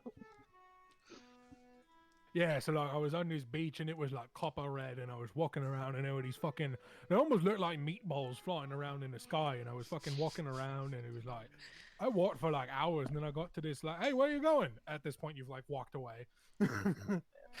You've been gone for 20 minutes. Okay, I'm gonna go back to focusing on my music and not pay attention to the flag. It's the end of the campaign. He's still talking. Can we like at the end of the campaign do like a zip back of him like somewhere sitting? Oh around? yeah, and you know I was walking around like just somewhere else, just like oh yeah, and, you know I was fucking. You know, and he finishes and he was like, "Where the hell am I?" Am I still on that boat? Is it still April? Anyway, damn, now I lost my thought. Time to start over. Finds himself in So, tavern. Oh, sorry. if there's anything else anybody wants to do, you guys can let me know. Otherwise, the crew from your boat has started making their way over to the one of the other ships that they have determined is fastest or would be fastest, and are getting ready to set out again. Alright. Bayo is going to help them move for now. Sure. Can you give me an athletics check? That is... Fuck. Only a fuck? 12. The DC wasn't high. You're moving crates. You've moved crates before. This isn't that hard. You guys help them get moved. You help them get moved over. They are fully like repacked onto this boat. Everybody has kind of found a new room to stay in. All that stuff. Bayo is gonna use the flag as a blanket. How tall is Bayo? Where did I write it? 5'11", probably. Knowing me, Okay. how I size my characters. The flag is like 3 feet end to end. It's not a big flag. It's one of his blankets. Okay. Can I just put a proper blanket over him, over the flag? Sure. I'm not letting this dog freeze to death. On a boat. This is from a tropical island. How am I gonna freeze to death in the tropics? It's cold all on the ocean You know what? because there's wind. There's But if I'm below deck, then the wind won't get to me. I love you, but I'm gonna have to talk about how wind influences temperature at some point. But not today. Bayo I am just looks terrified for the day confused. Bayo learns physics. No, I'm not going that far. I don't have the patience for that. Bayo has 7 intelligence, I'm so sorry. Turns out Bayo's just a prodigy, but they just don't understand why. So you guys kind of all get settled in your new quarters on this new strange ship. Do you take the guy that you have tied up with you, or do you just leave him at sea? Never taking him with us. Take him. Okay. We're not going to leave him to die like that. Okay. At least Do that's you- my. Do you untie him at all, or do you just like leave him tied up in a bed? Is there a brig? Give me an investigation check. I mean, brigs are usually at the bottom, but Hey guys, we've got a new anchor. that's a 3. Oh no. That's a 3. There is no brig. There is like a wine cellar, but it's completely empty. It's basically just like a tiny little room with nothing in it. That's like 5 feet by 5 there feet a- by 5 Is feet. there a padlock anywhere? Yeah, I'd say you find a lock, like a padlock somewhere that you can Then I get will set up. Be on guard. Then I will give him a ration and lock him in the wine cellar. But I'm going to empty out the wine cellar before that because. Oh, there's like nothing but empties in there already. Ah, okay, cool, fair enough. I just didn't want him to be completely wasted. Okay, yeah, no, that we're gonna use that as the brig. I don't think he's gonna run away, but protocol. As you lock the door, it's like, where would you expect me to run away to? I'm on a fucking boat. Look, it's more a formality. Fair enough, fair enough.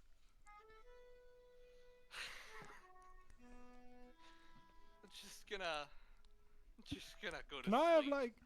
I have I'm locked in. There's no bed or anything. I'm basically just sleeping on empty bottles. Can I have like a book or something? Like, hold on. Can I? Is there a spare sail here somewhere? a sail?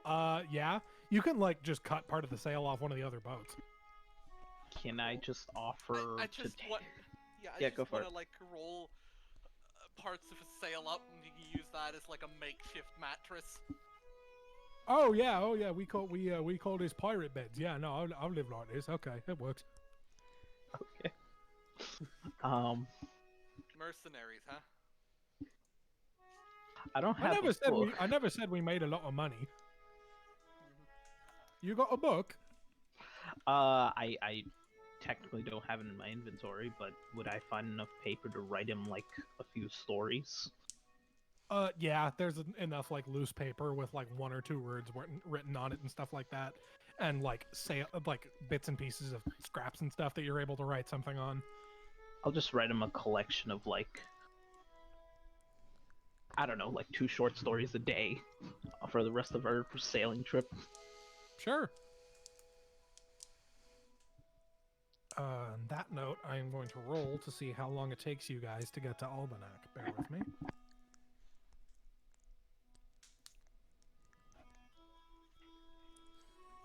I guess I should also probably make a copy for Bale.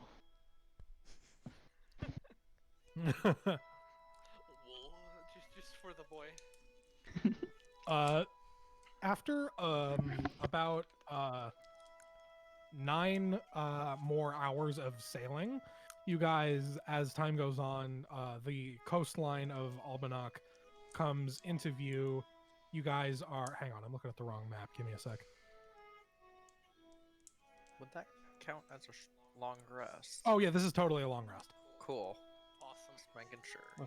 Let me untick that then. I have taken no hit points and I've used. No, I've used quite a few spell slots actually. Yeah, the as you guys are sailing for about 9 more hours, the coastline comes into view, and as you are going, the boat sort of makes its way past Laker and Haymary, and then sort of banks hard to the north, and starts to make its way up that giant channel, past Aloha, past Dumbarton, and eventually you guys make your way to Fort Rose after about another full 24 hours of sailing from the moment you guys got attacked. Let me find my notes. I think I have text for this. Oh, I don't. Okay, I'm just stupid. So you guys make your way, and eventually you wind your way to Fort Rose. Looking at sort of calendars and stuff, the grand tournament is going to begin tomorrow. It's currently about noon. Preparations are being made. There's going to be a sort of like a big feast tonight to celebrate delegations from all of these countries coming together in the city of Fort Rose. As you guys arrive to Fort Rose, let me change the music.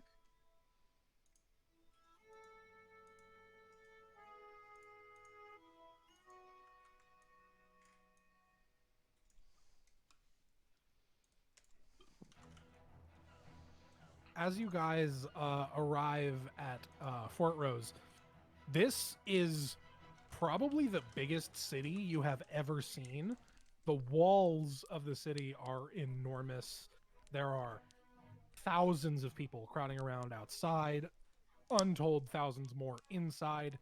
You guys kind of make your way through and onto the docks, and as you get off of the boat, you are greeted by you guys see walking forward a sort of tall, very gaunt individual wearing sort of a dark purple robe and like some sort of not jeans, but like very, like slim fitting pants and some sort of combat boots. And as he walks forward, you notice that this is a literal skeleton with like giant gold eyes walking towards you, shiny, sort of like pale white bone face, stepping forward and says, "Oh, you must be you're the delegation from Nahamea, correct? All of you?" I just nod politely. It's a pleasure to meet you. My name is I have this written down somewhere. It's needlessly long. Hang on.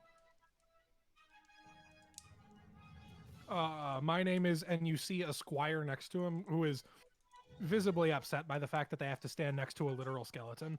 Pulls out sort of a scroll and unfurls it and says, please make yourselves known to Lord Maddox of House Rose, first of their name, living heresy, bastard of the church, hallowed be their evenings, master of state to our great Pontifex Griffith Prothero, hallowed be his name." And sort of the skeleton glares over at this squire like he did not want to have the whole thing read because it's stupidly long. I'm gonna try it Yes, right my down name- after saying it. You see this sort of like 6-foot tall skeleton helps you guys get off the boat and kind of looks at the what is very obviously an Eagle military banner and is very confused to see you guys getting here, A, so late, and B, in that boat, and kind of makes his way over to actually hang on, let me roll a d6 and see who he goes to ask about it. Oh boy, oh boy. Oh Jesus. Yeah, okay. Bayo, he goes up to you. Huh? What? Bayo is looking at the story and trying to understand the words in his brain that Theo wrote down for him. You have completely zoned out. You feel like a tap on your shoulder and you look up and there is a skeleton standing in front of you asking you why you arrived in an Eagle military boat. Bayo dots. Can I interject? Like, into the... I'm not going to stop you personally. I might be able to explain that. Yeah, that mud probably be is your friend all right? He kind of He's a never. little... You know what? I don't. You know what? I'm a skeleton, and this is a reaction I should be more used to. Never mind. I understand. Oh, that What has happened? nothing to do with you. That's... bluntly put, we were attacked by pirates. Okay. Yes. Is this their boat? What happened? Yes, this is one of their boats. The boat we originally left in was wrecked in the ensuing boarding action. So you were attacked by Eagle pirates, excuse me, and stole their boat. They weren't in Grossi. Bayo's like... They weren't. Then why were they? Okay, so We're not entirely certain of the details. We know that they weren't...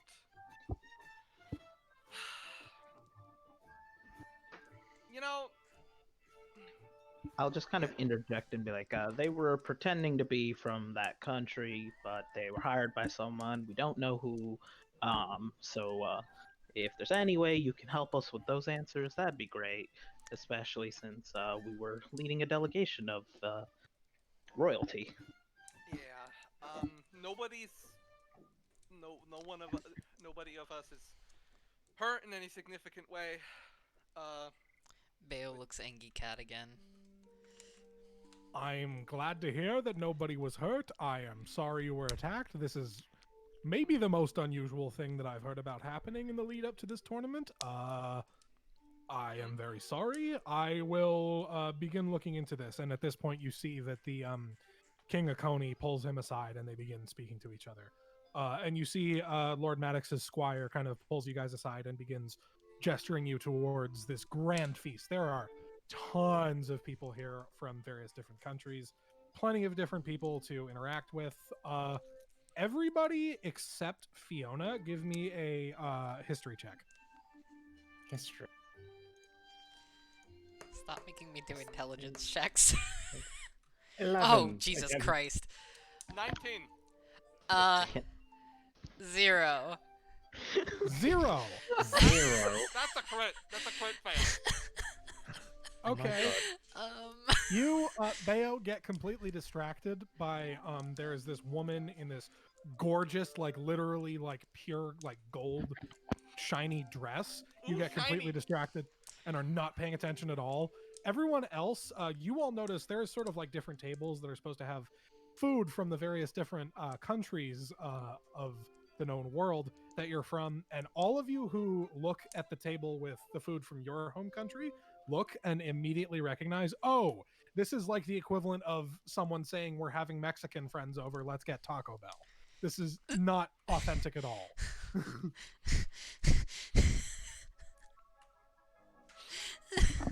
Can, like, over time, as I'm giving Bayo stories, slightly eventually increase his intelligence? We'll see. The problem is with. Wait, 7. Can he read with an intelligence score of 7? Yes. Okay. Barely. I don't think there's any rules for being illiterate in 5th edition. Oh, isn't there? Not that I'm aware Actually, of. no. It's so under 4 you can't read, but not because you're illiterate, because you are not. You can't intelligent. understand language. Yes. A reminder that I rolled a 3 for his intelligence originally. Yes, I remember. That's 1 point above being feeble-minded. Feeble-minded. Like. But anyway, you guys are at this grand feast full of what is essentially the fast food knockoff of your home culture's food. It would be insulting if there wasn't so much of it. Yeah, I'm They've- just. They've gone gonna- all out on quantity to the detriment of quality. You know, I'm gonna make a decision and. I'm just not gonna eat anything that's from my home. I'm just gonna. You know, I won't notice how butchered it is if I don't know what it is. Bayo is going to just see Yggdrasil food and go, ooh, shiny. And like try feeding it to Theodora. Just like, here, try this one. This one, my mom used to make this all the time, or like.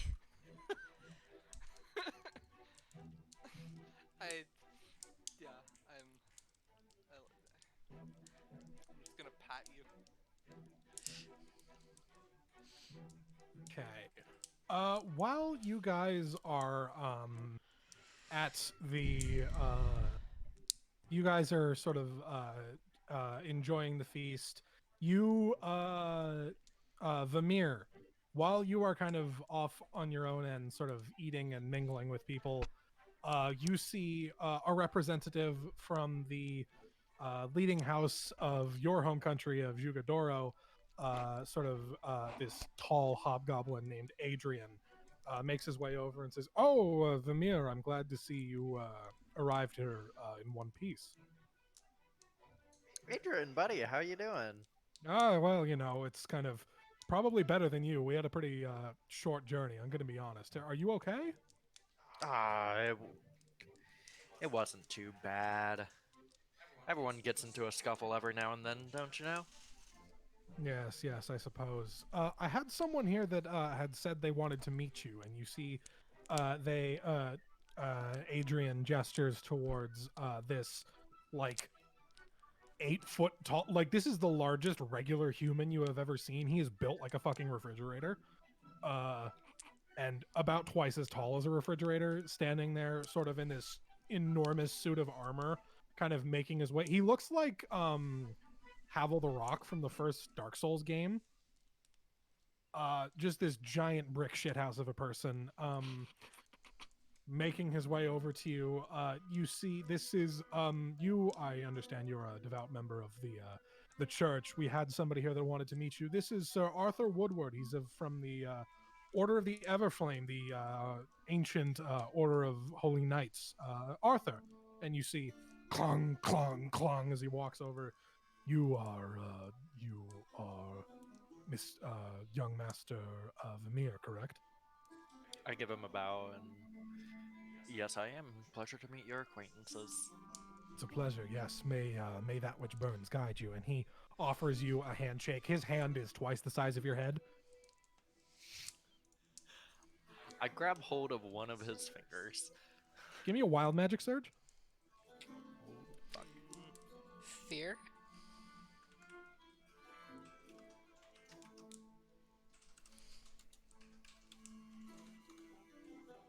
Still good. You're still good. Okay, wow. So Up to 5. give me a sec. Or no. Yep. Yeah, 5. It's 1 through 5 now. Yeah. Bear with me while I write that down.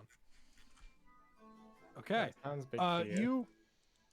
You handshake with each other, and you feel kind of in your body this sort of like this spark of something, and you're very terrified that you are about to flip, and then you like suppress it instantly and you shake hands. This guy, you can barely see his eyes through the visor. He has not blinked in the 2 minutes that you have spoken to him. He is just completely like zeroed in. As soon as he shakes hands with you, he goes off and begins sort of doing his own thing after that. We are going to cut to who next? Bear with me while I look at my notes.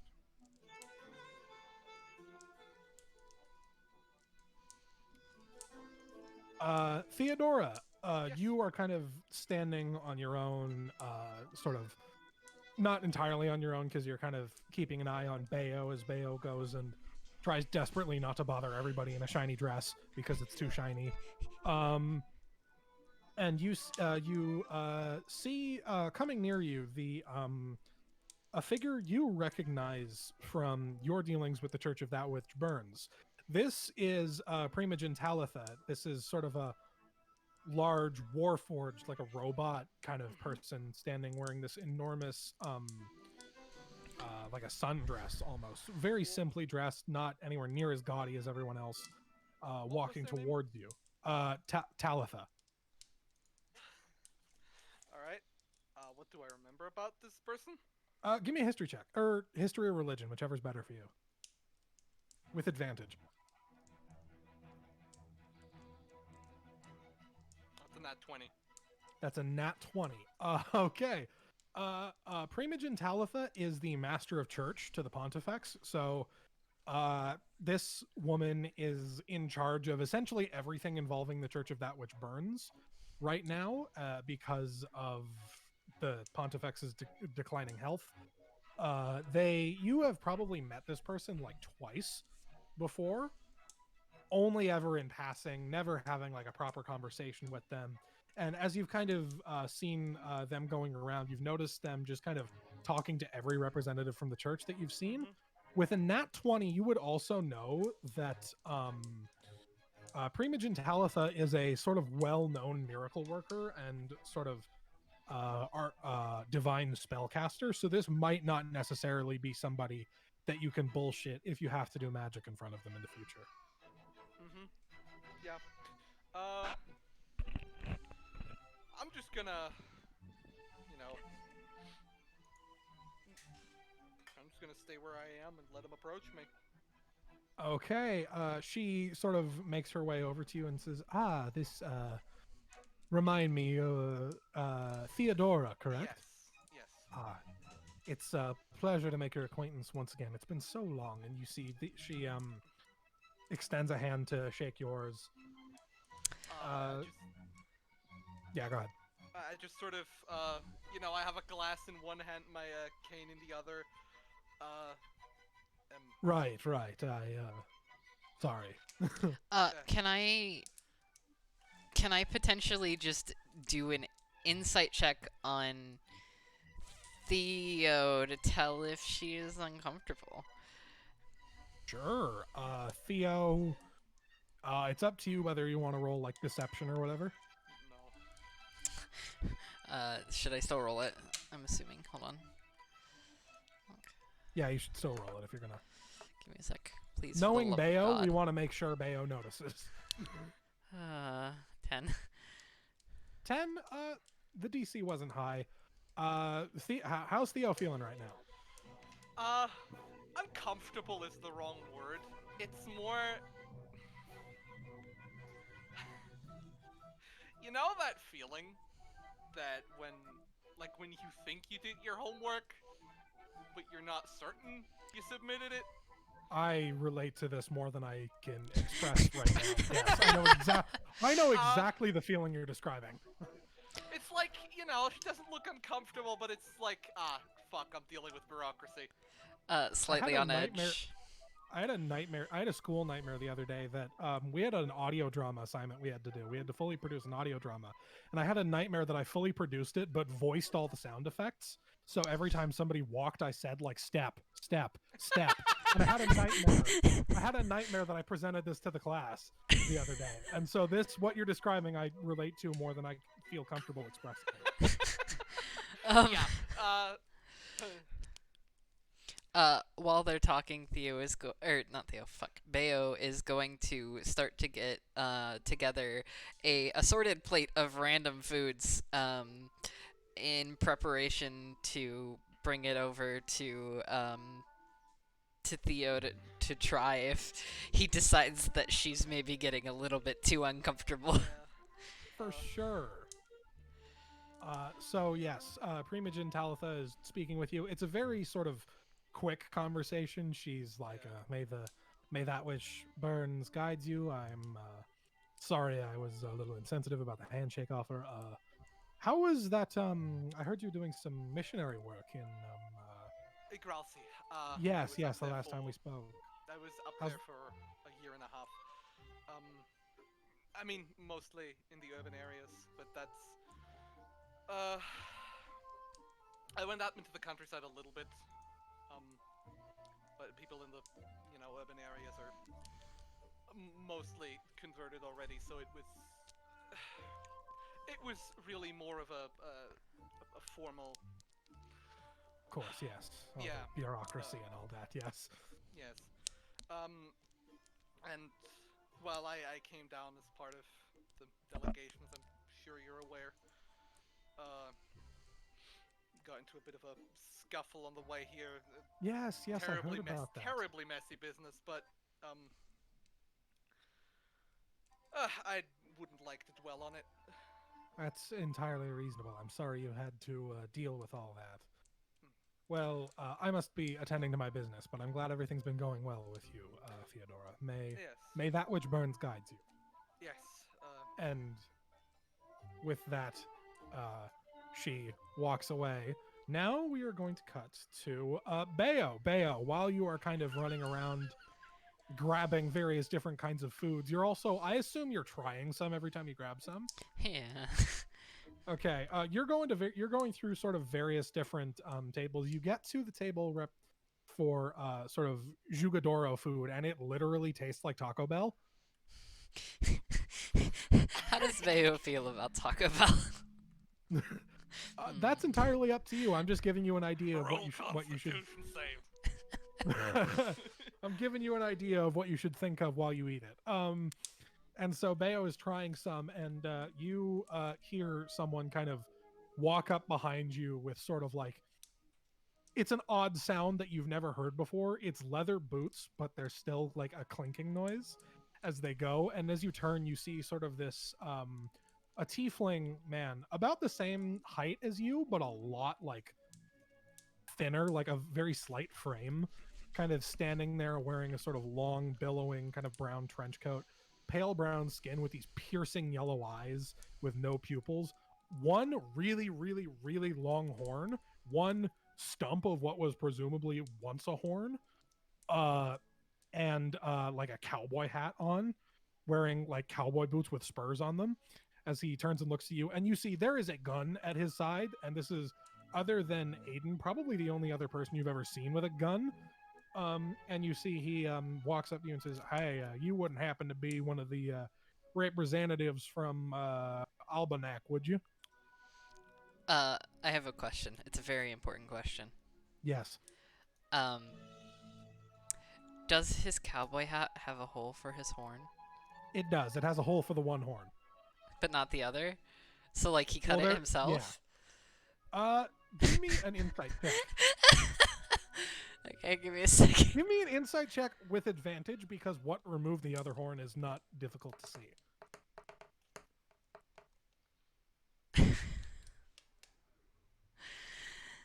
Not 20, 22 total. Nat 20. Okay.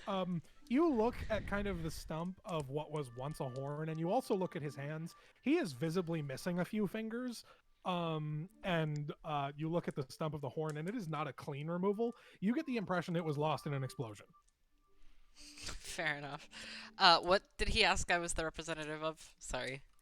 You wouldn't happen to be one of the representatives from Albanak, would you? One of people from the Albanak government? Bayo has his mouth full of food and like shakes his head as he's like still chewing on this like random taco that he found. He's like, nope, but sorry.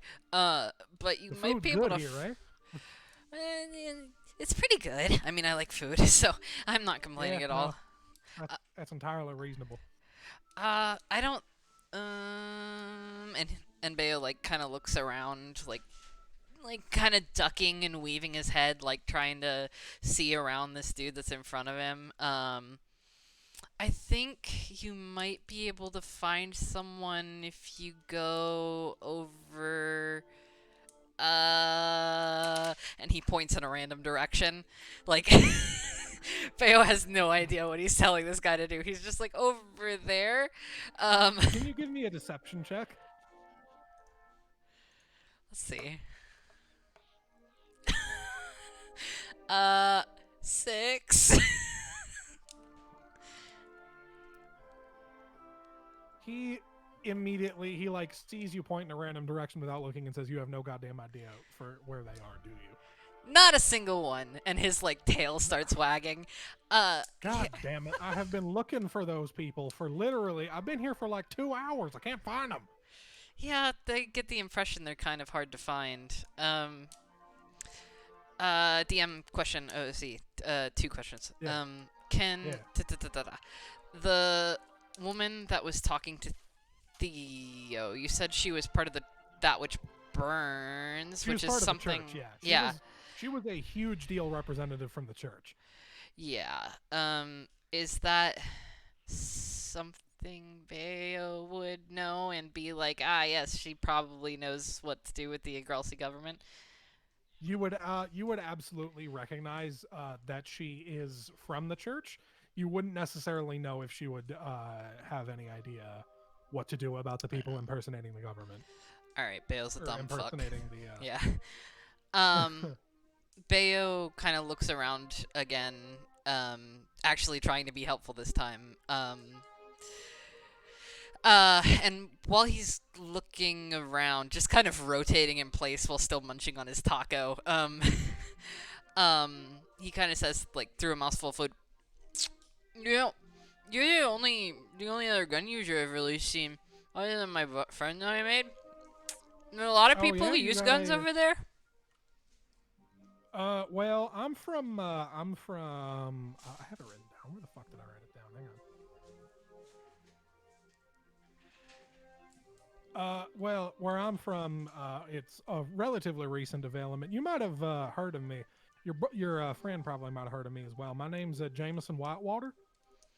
I run an ammunition company. We're looking to expand out here in Almanac. That's why I was looking for the people who run the government here. Oh. Is working with firearms how you exploded your horn? And, the rest of you?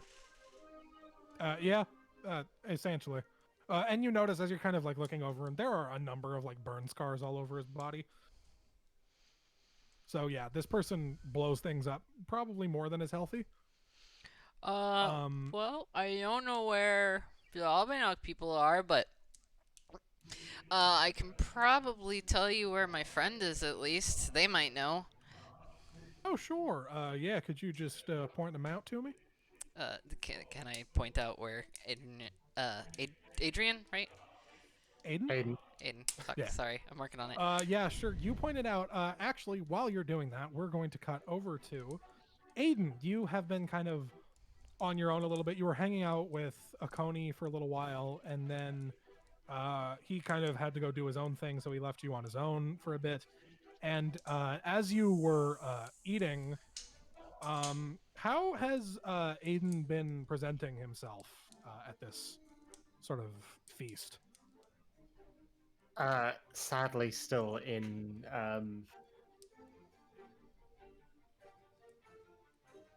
fem form until he can find a way away from his family. Okay, I wanted to check. So, while you are kind of eating, you are you are uncomfortable, just kind of wearing what you're wearing and looking how you're looking and having people address you the way that they're addressing you. And Yeah. you see, sort of, walking towards you, there is sort of a young kind of, sort of not like broadly built, like sort of average frame, but very muscular looking kind of young tiefling man walking towards you. And at his side is this kind of similar age half orc who is sort of very tall, very kind of large, not necessarily shredded, kind of like power lifter big, where Mhm. it's like it almost looks like fat, but then you see it and it barely moves at all when he walks. Like the kind of Um, person who can looks like they can wrestle a bear. yeah, kind of like the mountain from Game of Thrones, right? Yeah. Just absolute brick shit house of a person, just kind of walking around. Very simple clothes on the half work, just looking around with this look of wonder in his eyes as he sees all of this. And you see the tiefling makes his way up to you and says, I don't mean to bother you. You wouldn't happen to be with the Nahamea delegation, would you? Ah, yes, I am. Are you? And he says your dead name. He asks if you are. I don't know if you want me to say your characters. Sure, go ahead. Okay. I wasn't sure how comfortable you were with that. Are you Ida? I just paused for just a second, just go, yes, yes. It's a pleasure to meet you. I'm Count Jonah Irvine. I'm the person you've been arranged to marry. Oh, it's a pleasure to meet you. It's a pleasure to meet you too. He kind of looks around a little bit. Give me a perception check really quick. Perception. 17 plus 3, that's 20. Okay. As you are as he comes up to you and you're a little bit shaken, you like look around a little bit, and you almost see as you look at Count Jonah's hands, you see he snaps his fingers, and the crowd kind of parts a little bit around where you guys are, and sort of this like weird sort of, not a dome of silence or anything like that, but magic has just been cast as sort of Count Jonah has used some unusual magic to give you guys a moment of privacy with just you two and the half orc who was also here. And he says, I'll make this quick because I don't know how much of this I have.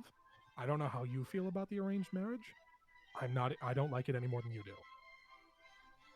I need your help. Well, I'll be happy to give my help. Glad to hear it. We'll talk later. And he slides you a piece of paper with his room number written on it, and says, "Meet me there in the morning." Will do. And with that, he snaps his fingers again, and the noise returns to normal. The crowd returns to normal, and him and the half orc walk away. The half orc is kind of like, kind of terse with you, sort of like the look that he's giving, kind of not antagonistic, but kind of almost visibly already doesn't like you, even though that you've never met. And then as soon as you're out of eye shot, he is back to just like looking around with complete wonder in his eyes. Mm-hmm. And so with that, lastly, we are going to cut to Fiona. Fiona, you have been walking around, sort of just talking with people and gathering stories. Can I have sort of just a history check really quickly?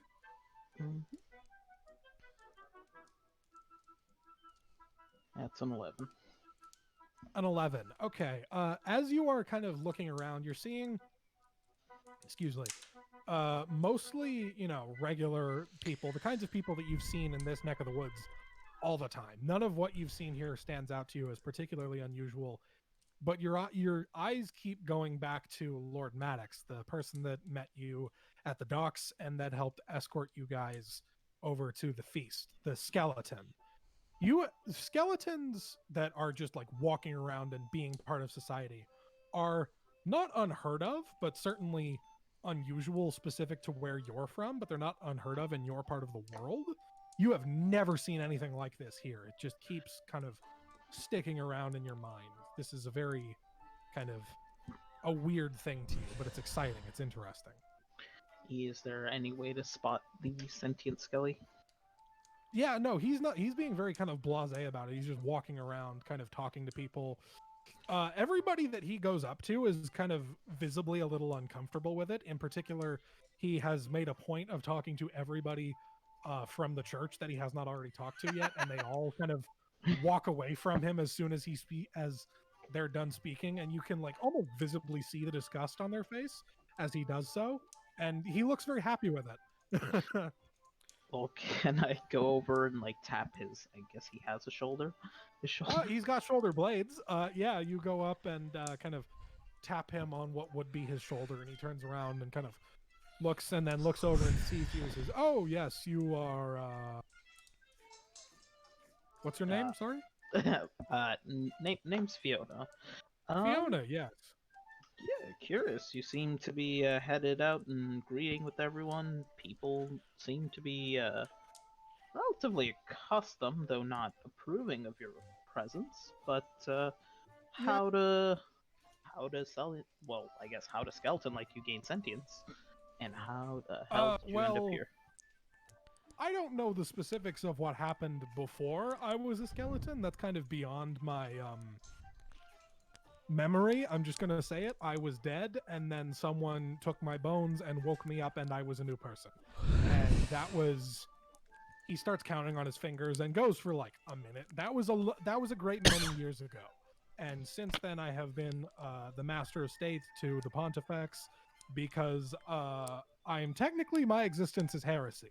I should have been burned at the stake the minute I was raised, but I'm still here because the Pontifex named me Master of State, and that's technically a higher position in the government than anyone else in the church. I have no idea why he named me Master of State, but I still am, and I like to make that everyone in the church's problem. Why Once we're specific? just out of character, once we're done, I wanna speak to this man. Sure. I guess how does your role put you higher than all the other churchgoers here? Some of the people here seem plenty important, or at least they pretend to be. The way I like to think of it is that the Pontifex, who is not currently out here right now, he's too busy being a sick old man. The Pontifex is the most important person in the church and the most important person in the government. Church and state are unified, and the Master of State is second only to the Pontifex. The Master of Church, and he points to Primogen Talitha, who Theodora was talking to earlier, who notices herself getting pointed at by the skeleton and immediately grimaces. Master of Church is third in line. The Master of Church is second only to myself and the Pontifex. The Pontifex's rule is law, and the Pontifex says I'm allowed to keep living as long as he is. So they're not allowed to kill me. So I have a quick out of character question. Is it Yeah, common knowledge now that the Pontifex is sick? I thought they were still trying to hide that, or did I just forget reading? It's not common knowledge to commoners. It's sort of well known within the nobility that like this guy is probably dying soon. That's why they're holding the grand tournament. And also, you kind of get the impression that even if it wasn't necessarily common knowledge, this is a very blasé person who is willing to just say some bullshit like that. Because how do you assassinate a skeleton? That's a good point. That feels like a Chekhov's gun. I'm just kind of I'm not exactly sure what to even ask. I guess I'll ask, well, have you ever seen any other of my kind enter around here? You didn't seem pretty surprised by my existence either, though some other people here, except for one other person, have been pretty surprised by me. I can say with absolute confidence, I have never seen an owl on 2 legs that is as tall as you talking. I can say that has never happened, but you know, as a living is a strong word, and so is breathing. As a sentient skeleton, I have learned not to judge.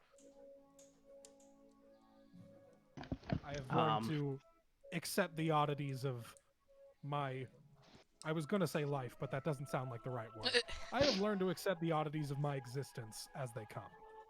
Well, as someone who's as direct and seems to be very assured in yourself, what are your thoughts of that which burns? And if I still have that book on me, I want to see if I Yeah, can take sure. it out. Do you like You're going to take it out? I mean, I'm assuming nobody can eagle eye look at it, but sure. I'm gonna ask: is there anywhere slightly more private that I can show you something I've found? Give me a persuasion check.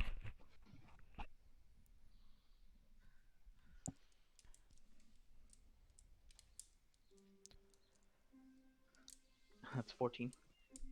14. You excuse me. He looks at you and says, yes, I think fuck, I hiccuped, excuse me. Yes, please, come with me and I'll take you somewhere a bit more private that we can discuss matters.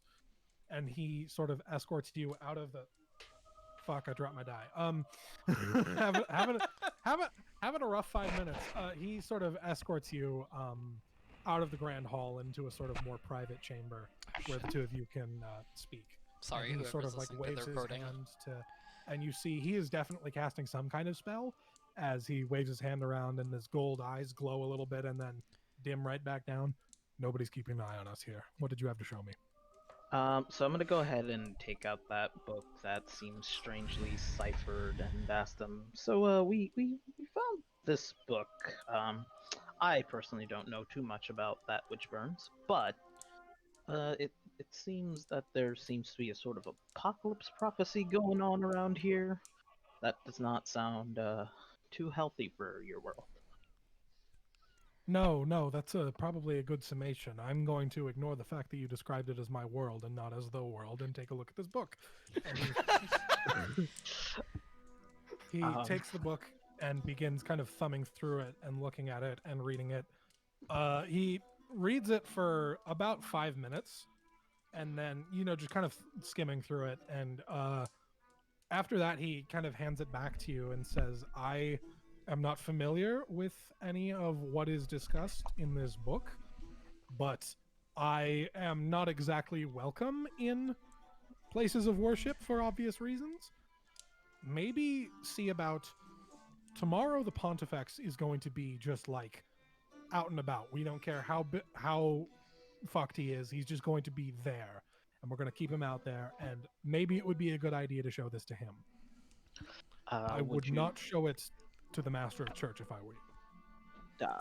I will definitely make a note of that. Is there a way you help me easily ask the Pontifex, since you rank above him a bit?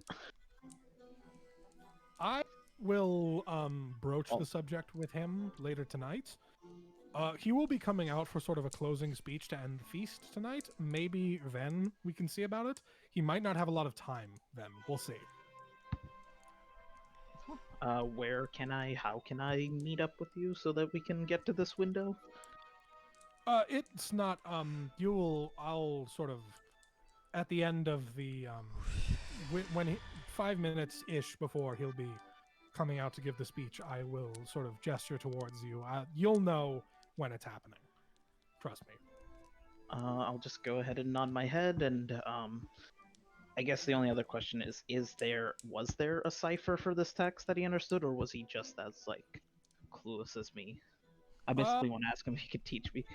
He sort of explains to you that it's not necessarily a cipher. It's not, the text isn't encoded. It's just the language is really weird. Got it. And so as a result of that, it's very difficult, even through comprehend languages. It's kind of difficult to interpret.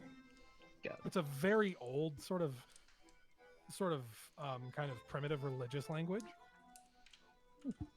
I guess my only other question, and we don't have to remain in private, are there any cool, amazing stories that you can tell me? I'm kind of sort of collecting stories so that I may keep a record of it for. I have a great many. Tell you what. Do you want me to tell them to you, or do you want me to write them down for you? If you can write them down, that'd be great. I'll But write them tell down me, for I you, can and write it down. I'll write them down for you, and I'll get them to you tomorrow because that'll be faster. Got it. Yeah. Other than that, I have no other questions unless he has food he suggests I eat. I don't know if he has taste buds. He cannot eat because he is a skeleton, but in defiance of God and man, he is capable of drinking and points to the bar and gives you suggestions for alcoholic drinks that he really enjoys. Okay, I'm gonna go ahead and go see about ordering myself one of the drinks he mentioned. Okay. With that, we are going to sort of cut back to everybody else kind of as time goes on. Bayo, you introduce Jameson Whitewater to Aiden. You guys are all kind of talking. Vamir, at some point, you probably kind of regroup with everybody else. You guys, I'm going to say, after about an hour of sort of mingling around, all kind of come back together and are eating. And as the feast comes to a close, you sort of hear, as you're talking to each other, Fiona, you hear out of nowhere and with nobody other than the party around you, you hear a whisper in your ear that sounds like Lord Maddox that says 5 minutes. Alright. I'm going to head over to, if he had pointed me to a direction somewhere, just be like, hey guys, I just need to run to a special owl bathroom and be right back. Bayo seems confused, but the first words out of his mouth through his he's not eating like a taco anymore. He's eating like what's another tacky food? He's eating like really like cheap fried rice. Like I was gonna say, if you're eating from like the Gio Catrisi table, they literally just have spaghetti and meatballs. Oh my god, great. he's like eating that like Lady in the Tramping it with like himself. But he's sitting there. He like looks visibly confused, but he says, "Oh, I'm really happy out here." Like in reference to the owl bathroom. Yeah. I couldn't think of something. I mean, all right. I'll just go ahead and head on over to. If he had explained a very specific place for me to go to, he sort of indicated to you to sort of like a backstage spot that you could stand, and then as you kind of wait and as you guys eat, you hear sort of a, I don't have anything to do it with because I'm not actually, wait, hang on, yes I do. You hear a sound and the sort of the performers in the venue die down, and the you hear this sort of rickety like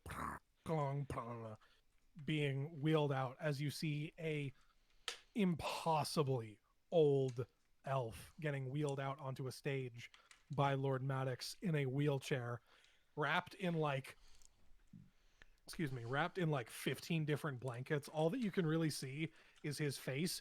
He looks kind of like a human raisin, the elf, sitting in this like sort of Pope throne wheelchair as he's being sort of brought out by Lord Maddox for everybody. And Lord Maddox is, everyone, if you would please turn your attention to the stage. The Lord Pontifex would like to give one closing speech for the feast on the day before the grand tournament.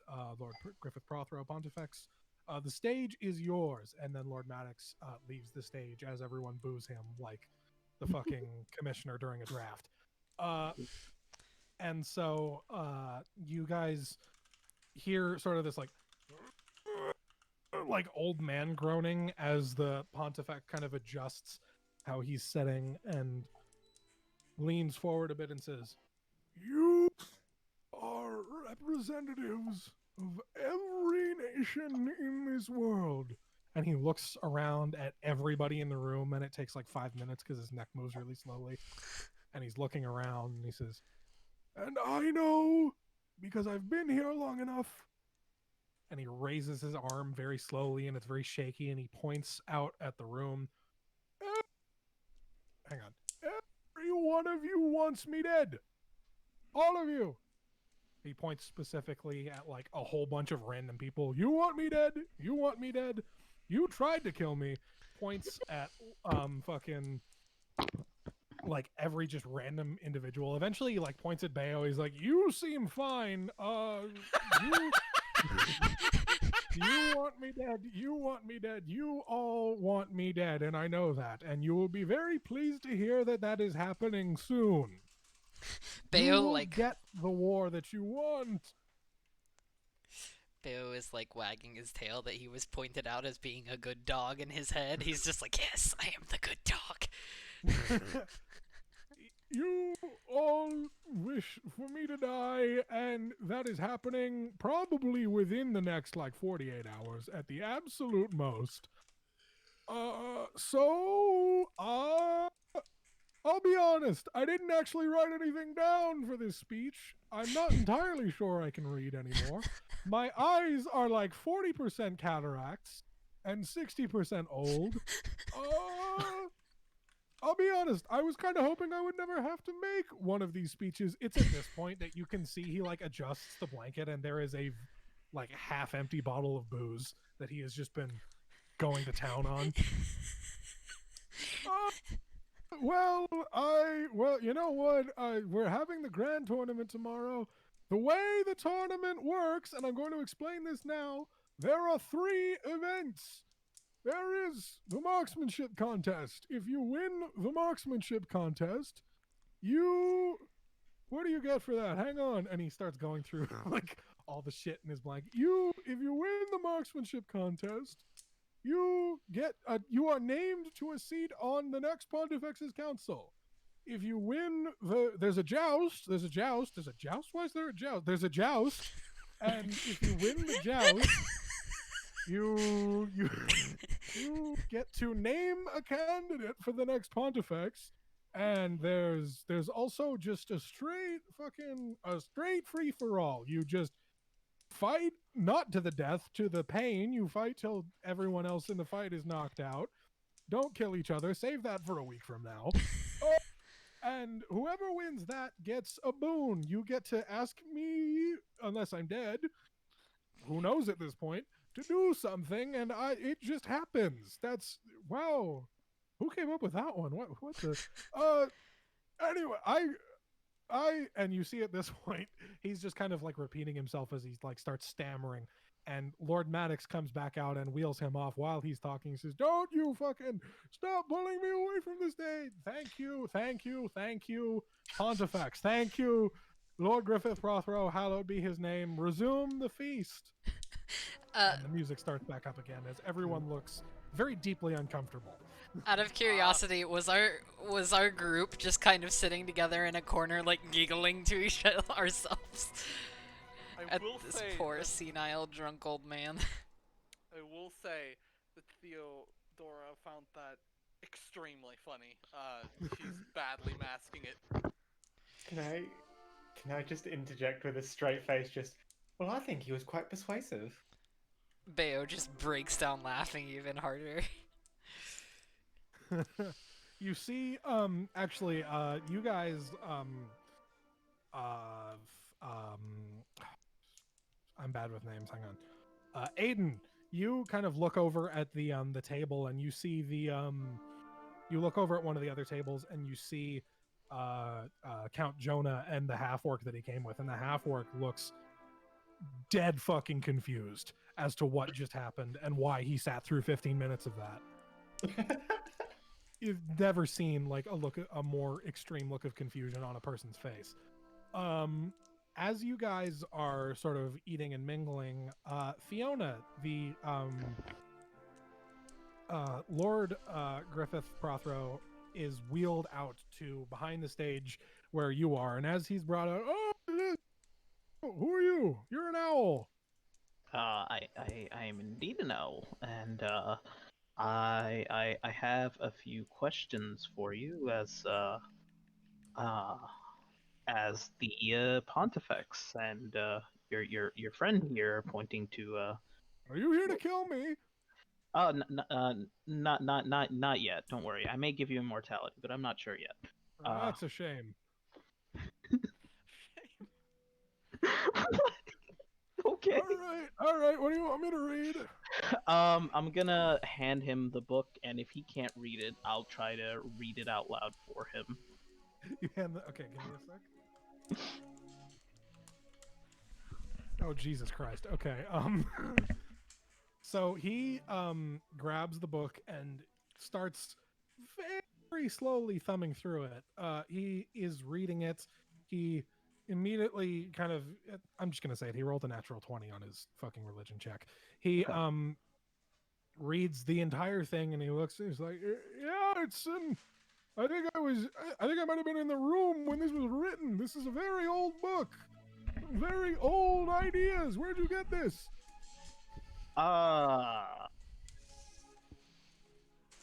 Pirates had it for some reason. Pirates? Yeah, that's very bizarre. If it's something that you were there for reading. I don't know if I was there when like this volume was written, but like I think I've heard like I don't know.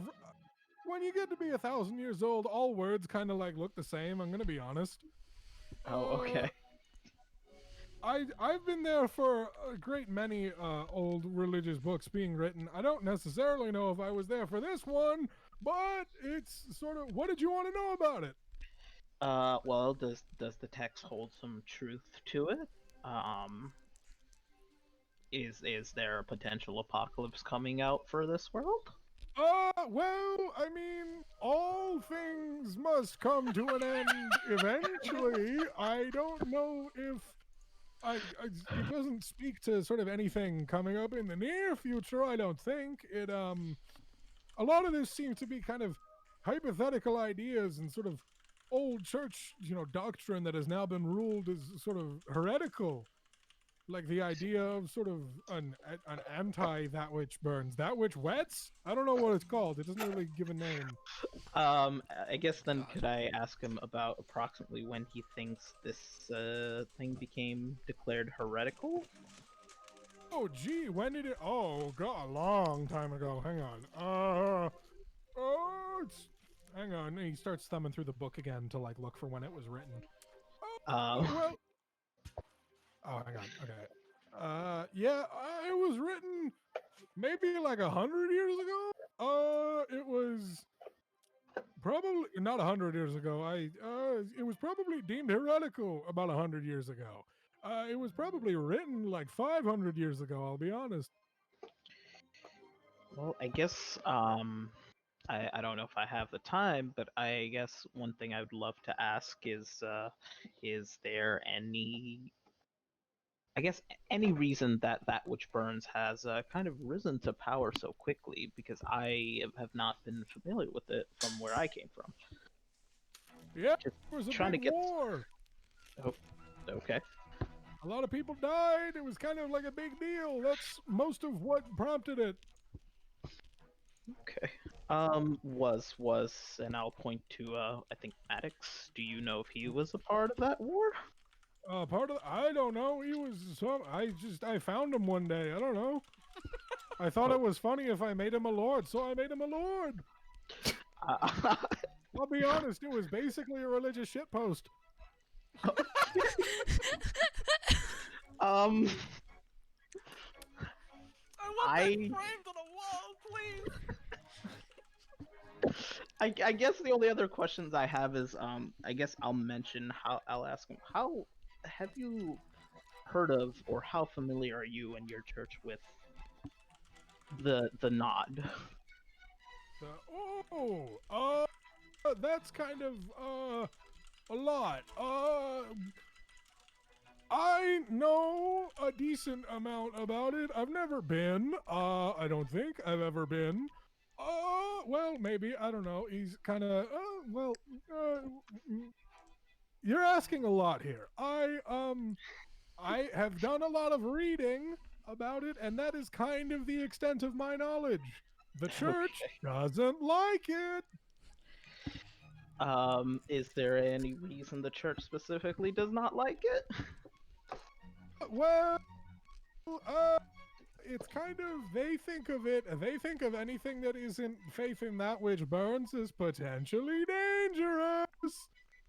Okay. Okay. Well, I have no real This other old questions. man's accent has changed 5 times, and he's been speaking for 30 minutes. Yeah, I'm basically just trying to see if there's anything important that I might need to pay attention to from this religious leader. Otherwise, I guess And if he's willing to. most of what he's describing and what is discussed in the book is seen as sort of like philosophical theories and stuff like that. It's mostly ideas. None of it's set in stone. None of it's proven. Well, is he able to make another religious shitpost and grant me a position similar to his friend here before he dies? Well, I tell you what, win the joust and we'll talk. Not the joust, not the joust. What was the other? The win either the marksmanship contest or the free for all. Beat the shit out of each other and we'll talk. All right. I'll just kind of nod my head and just like, you seem to really want to die, don't you?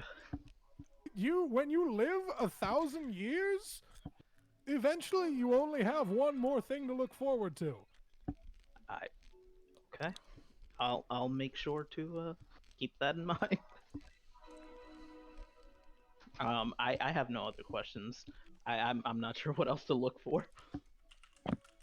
Unless Okay, he's well, yeah. I'm gonna go and snap my back into alignment so I can sleep. Goodbye, weird owl creature that has a lot of questions. I'll just wave him off and just And kind he of kind of look like he like raises his hand and slaps Maddox until Maddox starts taking him away. okay. So, with that, does anyone else have anything they want to do while they before the end of the night? I mean, eventually I wanted to talk to the skeleton man. Sure, yeah, he's just kind of milling about bothering people, so yeah, he's definitely there. Bayo is still following Theodora around like a lost puppy because he is a lost puppy. Theo is his person right now. Yeah. The Lord just probably eventually notices that a cleric seems to be observing him very amusedly. I'll Can probably I- hang out with Max. Can I help you? Do you want me to bother you? I have doing the Pontifex voice has ruined my ability to speak. I don't think he'd bother me in the slightest. You really want to test that? I sort of look over at like Bayo, who is probably what's Bayo doing behind me?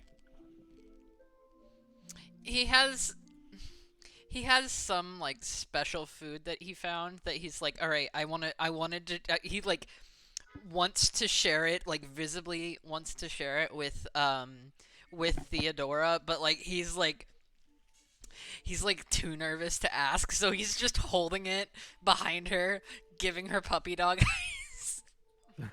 I'm imagining it's like a chocolate croissant like thing, so I'm just like he's just Is sitting. your friend like? Is he okay or? He is I'll be blunt. He's a dog. He Dog. perks up I- immediately and his tail starts I wagging.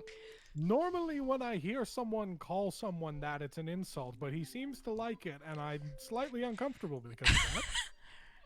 Well, if he's literally a dog, he's a Oh, you mean Yeah.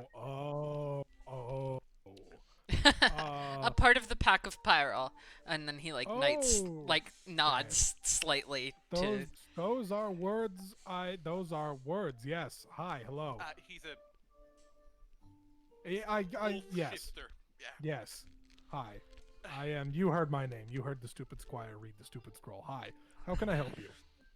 Oh, I was just. Well, to be blunt,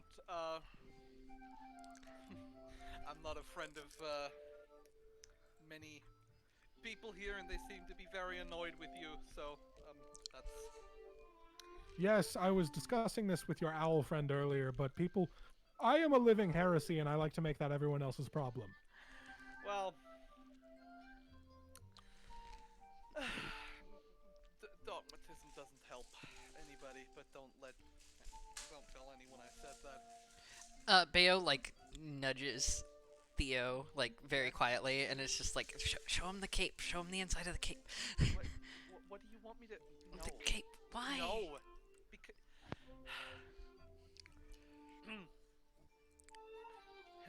Dog trusting.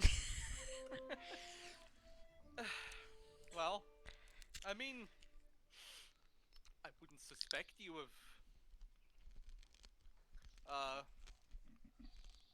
telling these people anything that wouldn't. No, that's an astute observation. Yeah, well.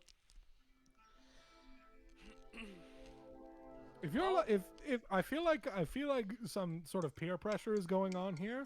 I'm not. I don't know what I am looking at here. This is as confusing for me as it is for you. Yes. Well. I sort of just. So you know how I have like a religious symbol of like me being a cleric. Yes. Well, I have it so I have two things, right? I have an amulet and I have a religious symbol. The amulet is from my background.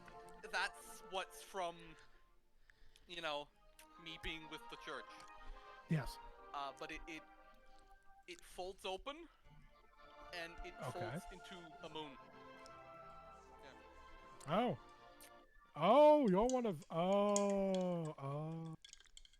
Oh, I get it. Okay. Well, You're one of those types. if you wanna call it that, just do me a favor and keep annoying people. I'll be honest. I would do it for free. I'll pour you a drink anyway. Come. Ooh, yes. Okay. To the bar, and he walks upsettingly enthusiastically to the bar. There is the bartender is sort of this kind of sort of like a 7-foot tall furball kind of standing there pouring like all sorts of like weird cocktails that like people keep asking for because they're all from like different parts of the world and expect different things from a bar. This bartender looks very stressed. It's been a long day. Bayo straight ass asks for moonshine. Yeah. One sec. do you want moonshine the cocktail or moonshine the moonshine?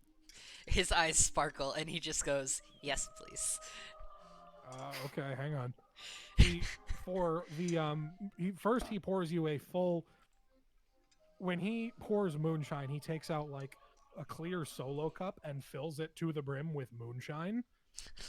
When you ask for moonshine the cocktail, he takes out a martini glass, fills it like a quarter of the way with moonshine, and fills it the rest with Red Bull and puts an olive on a stick in it. Red Bull. Medieval Red Bull. Give me a sec. While this is going on, at some point, like, Bayo is, like, just drinking with, like, probably with just, like, Theo right next to him, just chattering on, not able to shut up. He seems very, very happy just to be sitting next to her, surrounded by a lot of food. Pretty girl, a lot of food. This is, like, his dream. Like... I'm just gonna go to the bartender and just a cider, just a glass of cider. Do you have a preference for what kind of cider? Just give me whatever. Okay, that's the rainbow special. Gotcha. Hang on. And you see he grabs sort of like a tall glass and pours apple cider, orange cider, lemon cider, basically every fruit that you can think of into it, and then stirs it up and hands it to you.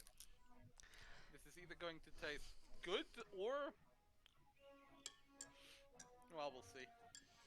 What does it taste like? Like an abomination. It's essentially like reverse engineered fruit punch. I just choked on my Thank you. tea. I just sort of take a sip. I thank you. I regret my choice. You're welcome. Walk away. Bayo is following her with like both glasses that he got. Like, and as he's like following her, he's going on about I- how he wants to participate in the contest. That was the thing that I was trying to get across. Brain. Before you do that, can I just like look at your cocktail, like put on like a really fake smile and go, "Can I trade?" Bayo just nods and like happily trades it to her. Like, not even. He's like, he will do anything you say right now. He is happy dog. What did you want to say? There's a contest tomorrow. I used to do jousting. That was part of our training for, as part of the pack. There's also the fighting, and I'd like to try my strength against other people. I don't really care much about the boon, though. Is there anything you would like if I do win? I mean, I can participate in them, yes, I believe, I think, maybe? He looks very confused down at his drinks now. He takes a sip of the rainbow cider. He does not seem phased. Yes. Well, there's nothing wrong with participating. For the sake of it, I'd argue at least. He looks very happy. Alright. Yeah, that's just gonna Okay. stay with the dog. Does anybody else have anything they want to do? Out of character question, is the tournament something we have to like specifically sign up for later, or is it something we can just like join in with? You can just join in.